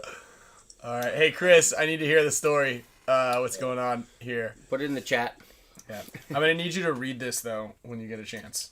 When you're best. This is like when you're best this, German. you know, I got this as German moonshine. This is jargon. Like this is what they put on the. It's a lapsidissimi dorsae. Oh yeah, Ipsilium Aureum or whatever. This is what they forgot to actually write what was supposed to No, be. it's German. It's German. Yeah. Hey, but it isn't Maybe it's O'Donnell. this, I don't know. Yeah. Close to. Which software? There's 2 apps. Well, this was a good show, man. This was like this is probably one of our favorite Where shows. is your computer? This. Hey, hold on real quick. Hey, Kevo. That was your time. Kevo. This whole time. Kevo. I just read it and said it's an Jesus air. Christ. I know, dude. Look at these Yo, guys. Ryan Kevo goes, "You got a pretty beast computer, bro." I'm like, "What do you mean? It's just a laptop." And he's like, "You thought my air purifier was the." Hey, Kevo. What's the consensus in the Boston world after Tommy Greenleaf took it down? What's it sound like over there? Hero. Is he from Boston? Yeah. Boston people, the strongest, the smartest, the best looking. I told you that. I know. I'm learning. It was a done deal. I'm learning. My guy, Jacob Johnson, was probably the best player. He's so good at firefighting, and he's able to do that, mutilate most people that way, that it kind of got the best of him, you know? Like, he kept wanting to do that, even though if he would have just made moves, and because the points he did that where he was shifty, he won every one of those. Well, it's like what we were talking about. You need to have. This is why it'll be cool when we get the pros to play, because when pros play, they adapt things so quickly. You know. Yeah, and they're gonna do things out of pattern. Like, they're gonna go. I'm just gonna stand here and try to shoot the guy one time. Now I'm gonna run to this spot and try to do. I'm gonna force my way this way. Yeah. Now I'm gonna try to, I see what he's doing, and I'm going to try to adjust to that. There was none of that going on. Well, you can ask Kevin Yeah, what let it me looked ask like. Kevin. I You wanna can see, ask Kevin what it looked like on the joust on Saturday, because it was not That's what I played heard. that way by me. That's what Miko Hold said, on. That was the best paintball. No, I wanted to ask Kevin, because when we came out, no, here I got it. I can change this right here. Whoops. When we went out, right, Kev, and we did the event with the Bro Army thing. Yep, Utah. Yeah. Oops. What was you were like, dude, it's so much different when you guys play. Right, it's way different because it's like Alex was just saying. It's so much more dynamic. It really Like, is. You guys huh? adjust way more on the fly than just trying to force one thing. It's like you all had a lot more tricks in the bag. Okay, yeah. Well, these guys are amateur, and not with any disrespect. The point was to find the best non-pro players, you know. Right, of course. But the thing is as we move involved and we advance this thing into the future, when you get pros playing, it's going to teach them even more rapidly. Just like he said, when he goes to a clinic, he gets the quick download and he doesn't make all the mistakes anymore. Right. So the thing is this is a brand new platform. Like when we played on Saturday, I had to play because we didn't have that many people, and I joined Magnificent. So Magnificent's my team now, and Magnificent gets all the babes, right, Kev? All the babes. They don't win. Whatever, bro. I'm on the glorious. Yeah, you Yeah, guys no, that win. makes sense. We get the babes, okay? But I will say that Alex showed up and he was like, "Oh my God, these kids, they need to move." And I'm like, "Well, yesterday I was running up the center and bunkering the guy every time, not successfully always, but ultimately there's moves there, but those guys don't see them because they're it's rudimentary Oliver. still." Simo. Simo. When I played Oliver, we had like 20 Simos. But again, that's kind of fun. That's kind of part of the more excitement. It's like you just get reset, another game. It's like. Plus, I had to go against like Smitty. These guys train like every day and are practicing and like are drilling. Like, I'm not gonna out snap shoot these guys like right now. No way. I'm gonna go up Dude, and I'm I was like- gonna punish him. And if it gets him out of his game, then I could have success from that. But what I loved about playing Ryan when we did it at the Bro Army was he double crossed a double crosser, which I love that about you. Cheers to that. Cheers, yeah. You double crossed a double crosser. I was like, I'm not gonna play Ryan's game. He's just gonna outplay me. And so I started to go, and then all of a sudden Ryan's coming to bunker me, and I'm like, hey, you're playing my game now, man. You can't do that. Wait a second. You're playing too aggressive. Oliver, you go. Slow down, Ryan. One of the things is because you got to get turned around. So the key is, you got to bonus ball the guy a bunch. In the very first point, I shot the shit out of you. Which I felt which bad. happens, I felt which bad. works. I One felt bad. time my loader went, and this I thought was like, this is one of those moments that could be the turning point. Like, my loader went down, and I was like, fuck. And like, playing a guy like Oliver, you just know if you don't keep him in check, like, you're done for. And just started to take it off my gun, and you just bugger the fucking shit out of me. And then My body didn't hurt, but my fucking spirit left. Alex was like, I'd rather lose than get bunkered, or I'd rather. He's like, I don't want to care. I don't care about winning. I just don't want to get bunkered like that. Exactly. But I will say there is one thing that was really funny about that was, I don't know, it might have been, I was against Ryan. You were pitting for him because that was kind of fun to have to pit for each other. And all of a sudden, I try to go bunker Ryan. Ryan shoots me to pieces, and I'm in Ryan's pit, like shot to pieces, goggles like blown to bit, gun to blown to bit. Ryan's hitting the buzzer, and I'm in the opposite, actual under the tent in the pit, and Alex is like trying to wipe me off, and I'm like, I got to go back to that. That guy's my pit crew, Yeah. It's like Alex should have been pushing him on the ground. imagine like the other team came into the pit and the other pit crew was like wiping them down, It was a psychological move because I pitied you. I did feel like you felt bad for me at that moment Like, because Ryan, I was just getting hurt you whomped. so bad, I'll help you. Yeah. It's like Alfred when Bruce is laying on the bed. What do we do when we fall? Get back up. The Batman. Batman. Yeah, I was like that. Man, this McKellen's really getting to me. Dude, it is. I'm loose as a goose already. I haven't drank in... Yeah, but you're finished, man. Mine was, I filled yours up way more than everybody else's. I'm joking. I didn't. They're taking bigger gulps. It's nice. It actually is. It's like a hit. It like hits you in the throat. Woo! But it's like a nice hit. All right, so Kev, Alex said we got a series. You got Marshmallow playing for us in World Cup or something like that. Is that what he said? Yeah, Marshmallow. We're flying him in on the Hormesis jet. You guys bought a jet, huh? Yeah. Yeah, it's all right. It was a used jet. You know, Alex made us get a used one. Said we couldn't get a new one. We just put it on the credit card. Yeah, Just put it on the card, the we'll Amex. put it on Miko's card. So tell us what's going on up there, huh? You guys are actually working or not? No, we're just getting the merch ready to send out that way to a World Cup and doing a little battle planning. Drinking. Doing a little battle planning. I will say, Yeah. you, Alex, are so good at the fake drunk, and you're really good at fake drunk, and I am you. too really good at the fake drunk. Yeah. Same with Kyle's really good at the real drunk. I think I got MVP at the Archfest. I think I got For sure. Yeah. You took that one down, buddy. Look at this. Look at this. This is back when we used to be really good at the real drunk. Oh, that's really That's good. a nice yeah, one. That's That's up a on the classic. Yeah, that should go You in guys the still house. have a bunch of photos up at Shore Club. Yeah. Let's go. Yeah, there we Go go. to the people at home. There it is. there we are, walking each other home here. Yeah, Hold on. I don't that know if was you a guys can see good it. night. I think that was in Spain. I think both of us have our eyes closed. You probably peed on me right after that. Yeah, that's what, the Was white that the night you t-shirt. rolled in the insulation? I don't know. I Wait, don't know. so Chris played because I talked to him on the phone yesterday In the- because I need to in go by Glorious? push. Yeah, he's on Glorious, yeah. He's like, you should have seen it. I chicken wing this guy, double chicken wing. I bonus bought him so much. The best was I was like, Chris is I was that? like, Chris. So the guy, Tommy Greenleaf, was playing Todd Boyer in the first round. And Todd Boyer kicked his ass in the first game, and it's best 2 out of 3. And then someone's like, yo, someone help that kid. Like, I forget who it was. Like, go, Chris, like, go help that, because he had, like, no helpers. And Chris was like, okay, and he went over there, and like he said, like, 3 things to him, and then he won every game since then. Yeah. Chris was in there, like, first of all, he was talking shit to every one of his opponents, and then he told him some valuable information, like, he got him out of the firefighting game. Like, he was a good snap shooter, but in that first match, he lost a lot of points in the initial exchange with Todd Boyer, right? Like, they'd go to their spot, and then they'd, like, knuckle up with each other like this, and then, like, it'd be over, right? And a lot of points ended up like that, but Chris was like, dude, just, sling a couple paintballs down there. It's okay if you don't shoot them right in the beginning, but then you'll at least be able to, like, feel the rhythm of the game, and then, at least play a little bit. And then it was on after that. How funny is this, though, Alex? We asked Tommy Greenleaf if he even knows who Chris Lasoria is, and he didn't. Yeah, he's like, I have no clue who he is. That's fucking sacrilege. Can you imagine? That's wild. One day that'll happen to us. That'll be me. I was just thinking this. Hey, you've got Alex FRAIGE in your pit.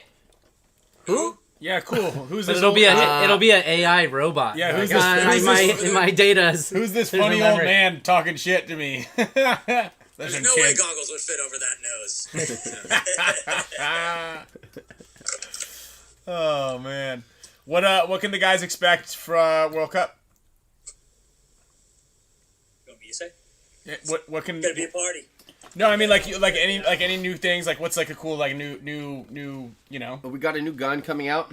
Yeah. Al, did you see my new grip? We got a new grip. We got new Nice. triggers. We got new grips. We got new barrel plugs. We reinvented the barrel condom. It's a new thing. It's called a barrel plug. It's plastic and it has 2 little finger grooves for it, and we can make them for your field. So it could be like Mare Island or whatever. It would stick them in. Oh yeah, no, those were good. Those used to be the thing. Fanny packs will be there. There we go. It's about time.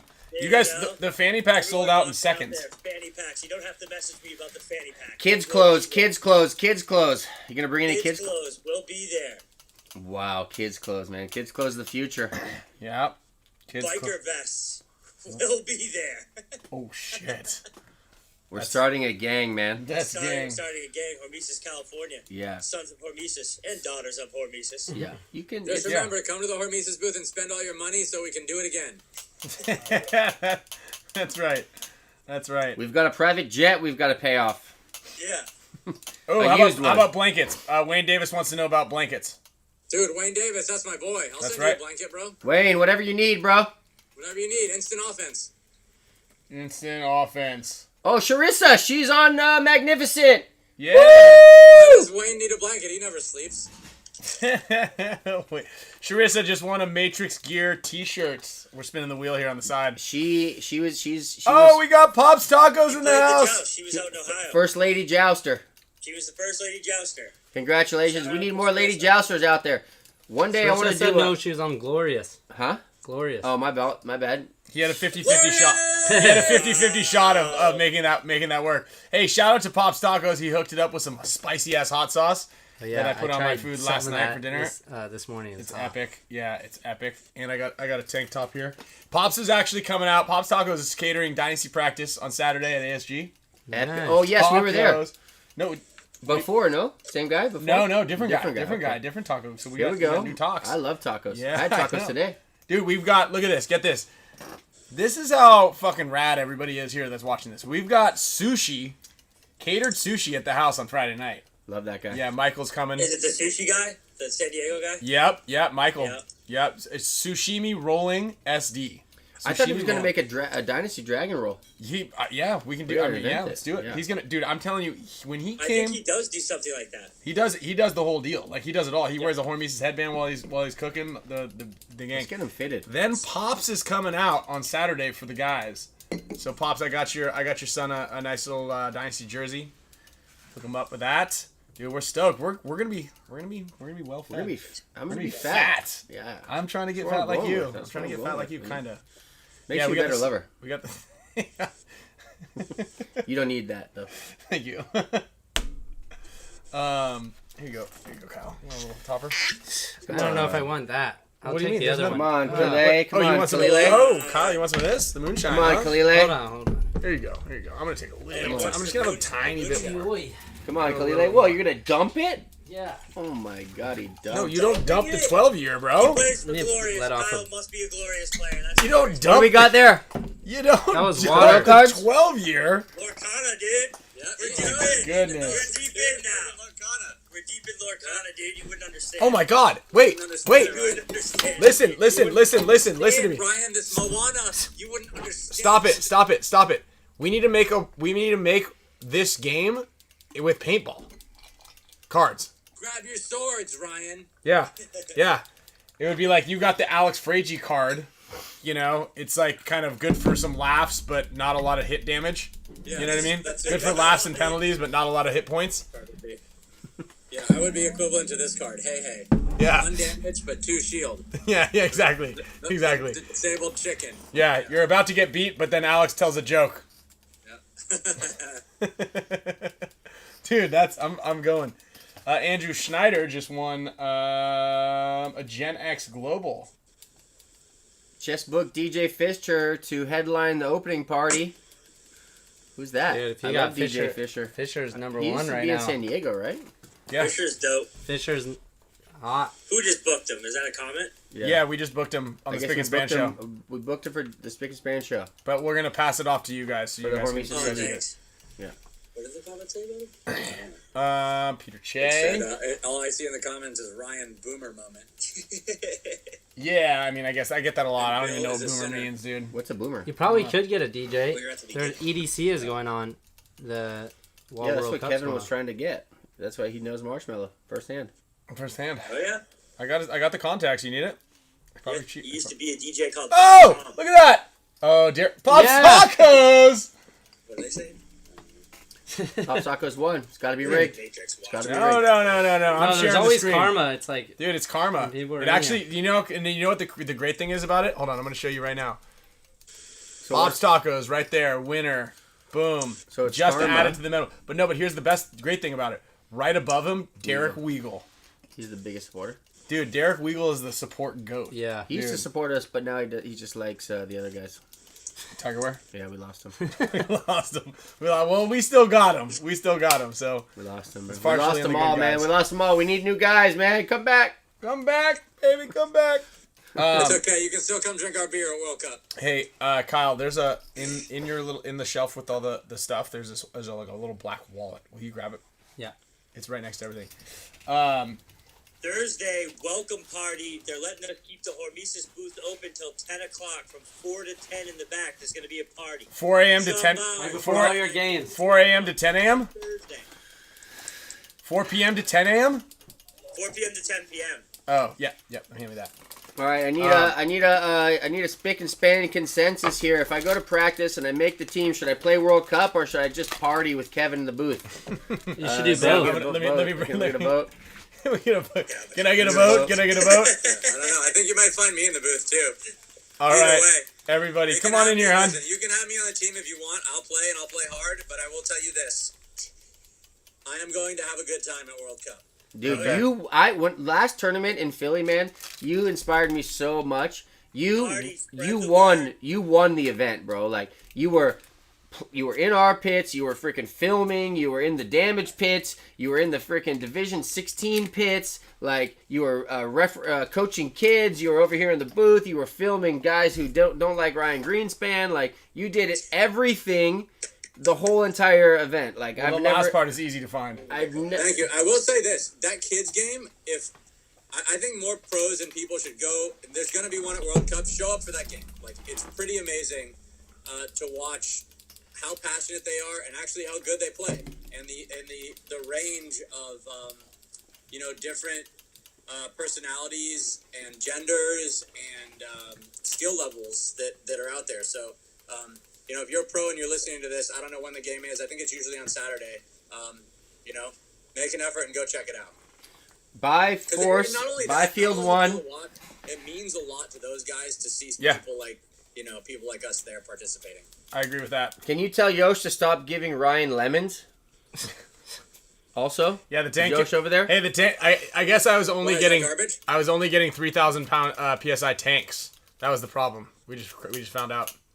I need Wait, to your get. I need, regulator? yeah, I need to get a tank that fills to 45. That was the problem. I think. The tank doesn't fill the 45. No, that was the problem. Really? No. Oh, right. I remember. Hey, Ryan, the Oh. greatest player in the world here, plays with the incorrect tank and only fills it to 3,000 for the You know past what, 20 I look years. back at that, you know what CO2. actually happened?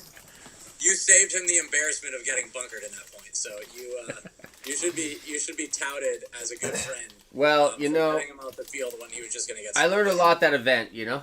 I learned that a lot, you know? Huh? I'm not a good pit crew. We should ask. Hey, no whispering. Jason. No whispering. No We should whispering. ask Jason where the CO2 filler is. Jason Motto? All right, I'm No. gonna have one more sip of this, and that's it. Okay. Trojan. Yeah. Oh, Jason Trojan. Yeah. At the event. I can feel it coming out of my armpits. Real quick, I got these things too. I've got one of these for you, Al. It's a. Floppy disk? It looks like a. It looks kind of like no. It's the CX wallet. They're kind of cool. It's like a carbon fiber, little like flippy flop. Where do you put your money? I think. Well, so I think now you think you fold it under here, but I don't think people carry money. Someone's gonna write boomer in here right now. Boomer. Yeah, That's I you? think it mean no. I think it could. It's you too. I think. I'm a boomer. I don't think Baby people. boomer? I don't know. No, well, don't worry. We have Hormesis wallets also Just available ask at if you World were a Cup. baby How many boomer. of those did you Wait. see? This I don't think we're baby boomers. So this is where you This can is keep your cash. Hormesis wallet. Yeah. Keep your cash. You should keep everything. It's Keep just your- it's just like a big. It's an extra pocket. Everything. inside your pocket.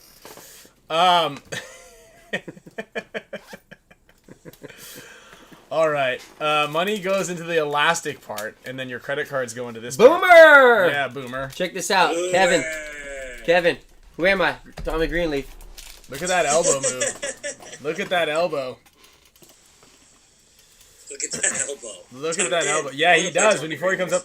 You know what's funny is when we picked up Marcelo about like, what was it, 7 years ago? When he was Something like 16. that, I think. When he was 16. No, it was Yeah, it 15? 15? Oh, yeah. So about almost 8 years ago. 2015? He goes. All right. Hey, look, old man.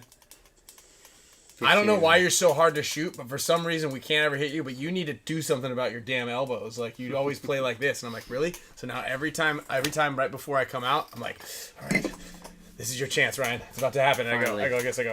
Oh, yeah. Right before I come out. There you go. I usually get shot anyway.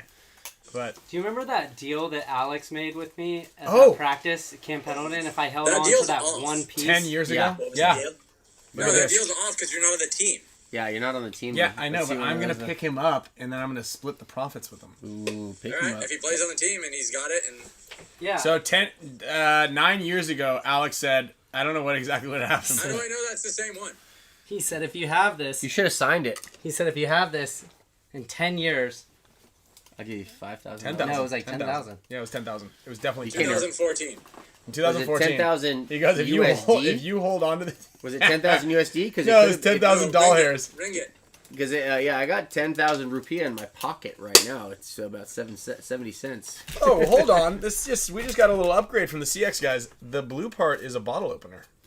Oh, nice we need one. one of these things at the 10 p.m. to 4 a.m. Hormesis booth. Yeah, that's nice. That should be your business card, Kev. Bottle Wow. opener. Nice one. Here's a little trivia. What's the most Could it be called Dragon's Den or Dragon's Lair? What's that? for what? For the bar that the Wants me to make a speakeasy band, you're opening? It should be called the Dragon's Den. Dragon's Lair. Dragon's No, it's Lair. Dragon Lair. Yeah. For what? Lair. Tiger Den. Tiger Den. Yeah, It's a Lair. tiger den, Dragon's Lair. What's the most expensive business cards? The banner. Kevin has them. No. They're made in Switzerland. Most expensive business card. Anybody Swiss know? Army knife? Anybody know? Are you Googling it? No, I'm typing Dragon's Den. Okay. Dragon's Lair, I mean. 100 business cards for $150,000. What do they do? What do? I mean, they're just business cards, but for the ultra rich. Ooh. Yeah. Are they nice? I think they have diamonds on them. Better not throw that one away. Yeah. They're Hey, man. Is it Oliver? Oliver Lane? Yeah, sorry, dude. I actually... do you have another business card? I lost the one you gave me. I'm going to have to Whatever it get that one back I just gave you. You're not worth it. was. Chili Borad says Grizzly Receptacle. Yeah. I'm not sure exactly what that's in reference to, but I do like that one. All right, everybody. Well, it has been a fantastic show. It's over? Thank God. Yeah, Alex has to get to work over here. He hasn't been working that hard. I know. This guy's just always drinking on the job. Yeah. He just sits there and like types on that really loud keyboard. It's He therapeutic just for him. types random things so it sounds like he's working. Yeah, Lorium Ipsum. Type Dragon's Den. This over DeLorean Ipsum. DeLorean Ipsum. All right. Well, thank you to everybody who came on and watched the show. Thank you to our sponsor Lorcana for coming in here and keeping Alex. Here, Ryan, Alex I got one for you, bro. Poison apple. Poison apple. Eat that, bro. Ooh, eat that, bro. Yep. Got me. One taste of this poison apple and the victim's eyes will close forever. Banish this item, exert chosen character. If a princess character is chosen, banish her instead. That's you, Ryan. You Am I a banished. princess? You banished a princess. I'll take that. Princess Ryan. Are these lights really that bright? No, I just You've look been wearing cool. your sunglasses the entire time. All right, guys. Thank cool. you You all look for cool, joining. Daniel. Just a recap here. Winners from the show that I was spinning on the side. Peter Che and Pops Tacos also both winning some HK Army goodies. Gen X Global Sports going to Andrew Schneider and Mike Kilgallen. Actually, also, I think today is the last day that you guys can order custom pods for, or not custom Dude, pods, look at this. special colors. Yep. From genxglobal.com. Oh, shout out GenXGlobal.com for giving us free pods for the duel. This was established in 1892. If you swap the letters, it would be 1982. That's right. Yeah. Dude, I'll tell you this. If you can't afford the He's had too much to drink Balvenie, already. head over to HormesisPaintball.com and pick up some Transfuse. We have some available right now if Oh. you are thirsty. So if you can afford to buy whiskey, you should buy So Transfuse. if you can't. Can't afford whiskey, or if you drink too much whiskey, you should drink some Transfuse also. From Hormesis Either Paintball. way, yeah. Yeah, okay. Drink it. However you want to interpret what Alex was just talking Also, about. head over to Hormesis.shop for a great discount. HormesisPaintball.shop. HormesisPaintball.com. shop and pick yourself up. For amazing discounts that you might never get. Oh, is it someone get bootleg? You guys get Yeah, we're bootleg? bootlegged. Someone's got a bootleg, huh? Dude, that's how you know we've made it, bro. Yeah, I know. If you get bootleg stuff. That's right. I don't have that. I remember one time walking around in Thailand. And on you the, saw on the Hormesis street. shirts? No, we saw there was a paintball. The paintball. No, I don't think it was Dynasty Dissected. I think it was the No, it was that. It was Dynasty Dissected. It was someone selling them out of one of those little floppy magazines. No. Yes, we were either set up or it was something going on. No way, dude. Yes, or maybe it was the paintball video game. It might have been the paintball. It might have been video Red's paintball video game. game. It was ours. It was the one we were in. There you go. Anyway. Thank you, Gen X Global, also giving them pods, giving Gen us X pods, selling you guys some of the best pods you can get. Actually, we were talking about them the other day. They're just the best pods. We love pods. We love Dude, pods. Gen X Global's the wave of the future. It is. They've been around for. Remember they used to have a gun, right? Or No, different company. That was I think. System X. System X. But Gen X just did a thing where their pods are now going to be biodegradable after I several saw years. that. Yeah, That's that's cool. a nice move. That's That's a a nice nice move. Dude, let's Matrix. set us up with those guys. Let's make some Hormy Gen X Globals. Yeah. All right. Gen X Yeah. Global. All right. Well, if you're nice to me and let me finish the outro here in completion, well, just let me finish this and then I'll. What? Something's wrong on my end here, I think. I can't hear you. Ferdinand Piano, Timothy Bangs, and Sharissa are all getting themselves a Spick and Span Matrix Gear Keeping the Lights On t-shirt. Eric Bass and Loyal Blue Fox, both Mega members, are getting some Hormesis headbands, courtesy of Alex. I think both of them live in, I think, somewhere in Europe. Some of those are really expensive to ship to. Thank you, Alex, for that. And the CX wallet is going to Dalton Gilbert. Thank you guys Get my all. face away from the HK Army logo. Put me over by somewhere else. Oh, sorry, we had to put you over there because the We just thought it looks like you're Hormesis eating logo? it. What's It looks going like you're Godzilla eating it, you know? Where is the Hormesis logo? I tried to get hey, by the way, I tried to Send me that get picture I and tried I'll to Photoshop a Hormesis look at that. tattoo into my head just like Charles Manson. That's good. Look at the I like mannequin. that. I like that. How's that, Al? I like that. There That's you good. go. That's good. Hey, I tried to get Marky to play Bear in a celebrity duel, and they didn't want to do it, man. Hey, what would you guys pay for that? What would you guys pay for that? All those big talkers never put their money where their mouth is, dude. I mean, it just would have been great to watch. What would know? you? Hey, what would everybody pay if we did a little pay-per-view, and you guys got to watch Marky and Bear? It would be Play. amazing, That would be- dude. I would. Proceeds will love go to a charity of Tiger the winners Wear. of the winner's choice, I will say and Mouse to the Neither of private those jet guys gasoline are bill. willing to take the fall, bro. Mouse No way. challenged Fedorov at ASG the Posers. other day to play a shirtless one-on-one, and Fedorov said no. it. That's tight. That's tight. I like it. I like Wait, it. wait, I like Fedorov Mouse said, too. "I want to race you for 300 yards first." It's like that's Wait, real so far. Fedorov challenged Mouse to a shirt. No, Mouse challenged Fedorov, $9.99. So we're and thinking. he said no. Oh, look at this! Sean Bowers has got just picked up a Hooten hat Oil for those $30. monkeys up, man. Oil those suckers up. Oil those suckers up. Yeah, we might need to have like oil wrestling at the booth also. Maybe like. Muscle Beach paintball, yeah. Oil Paintball. wrestling. No, paint wrestling. Just fill it up with paint. I don't know about that. Yeah, we can take the buckets from the Chrono Station and just You know, no, we could get all the gel blasters. We could put all the balls. the Dude, gel that would be blaster. fun to wrestle in. Like, those things are fun to put your hand in. Yeah, so I play with a lot of World gel Cup bla- coming gel up. bla- Hormesis booth, we're gonna be ripping it at night, starting on Thursday. Especially all the I'm going to go ahead and mute you. the WNXL Can you mute players him? out there. We need some feminine energy to balance things out. Stop it. You have Yeah, plenty of we're time to ripping promote your smut on the next show, dude. Just kind of hang out and relax. We don't need... the Hormesis booth doesn't... Ask Kevin. You guys don't need any more promotion to your booth. People are going to be there. These Kevin- assholes tell you guys to come, and then they hold the line. Kevin, you better get even more shredded and get a lot of coconut oil on you. He's so jacked. And He's- then I'm just like, "All be right, it's time to sitting work." there, He's like, where's you know? the gym? I'm like, okay. let's Hey, go. Alex, I'm here to work. Where's the gym? I was like, I don't know. He did not know. All right, everybody. We're gonna sign off for the ladies. Love to have everybody. And sorry. we didn't We're even sorry. talk about next week's show, but we're just gonna hit you with the information when we figure it out. Next week. That's perfect. The Alex with We're the all mannequin. sorry. Yeah. We're all sorry. Alex is not I'm sorry. He's not. apologizing in He's advance never for my been. school, He's so- never actually been sincere in his life. Is it over? So say what you really think, Al.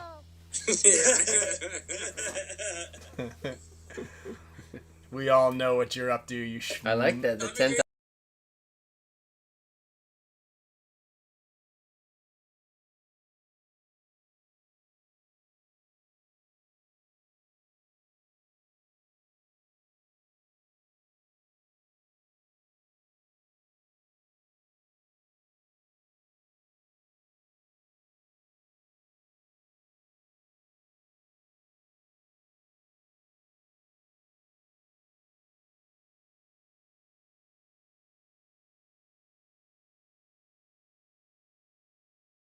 I shot in the face, bro, and it shredded into my lips. Do you want to see him There was, again? this Big...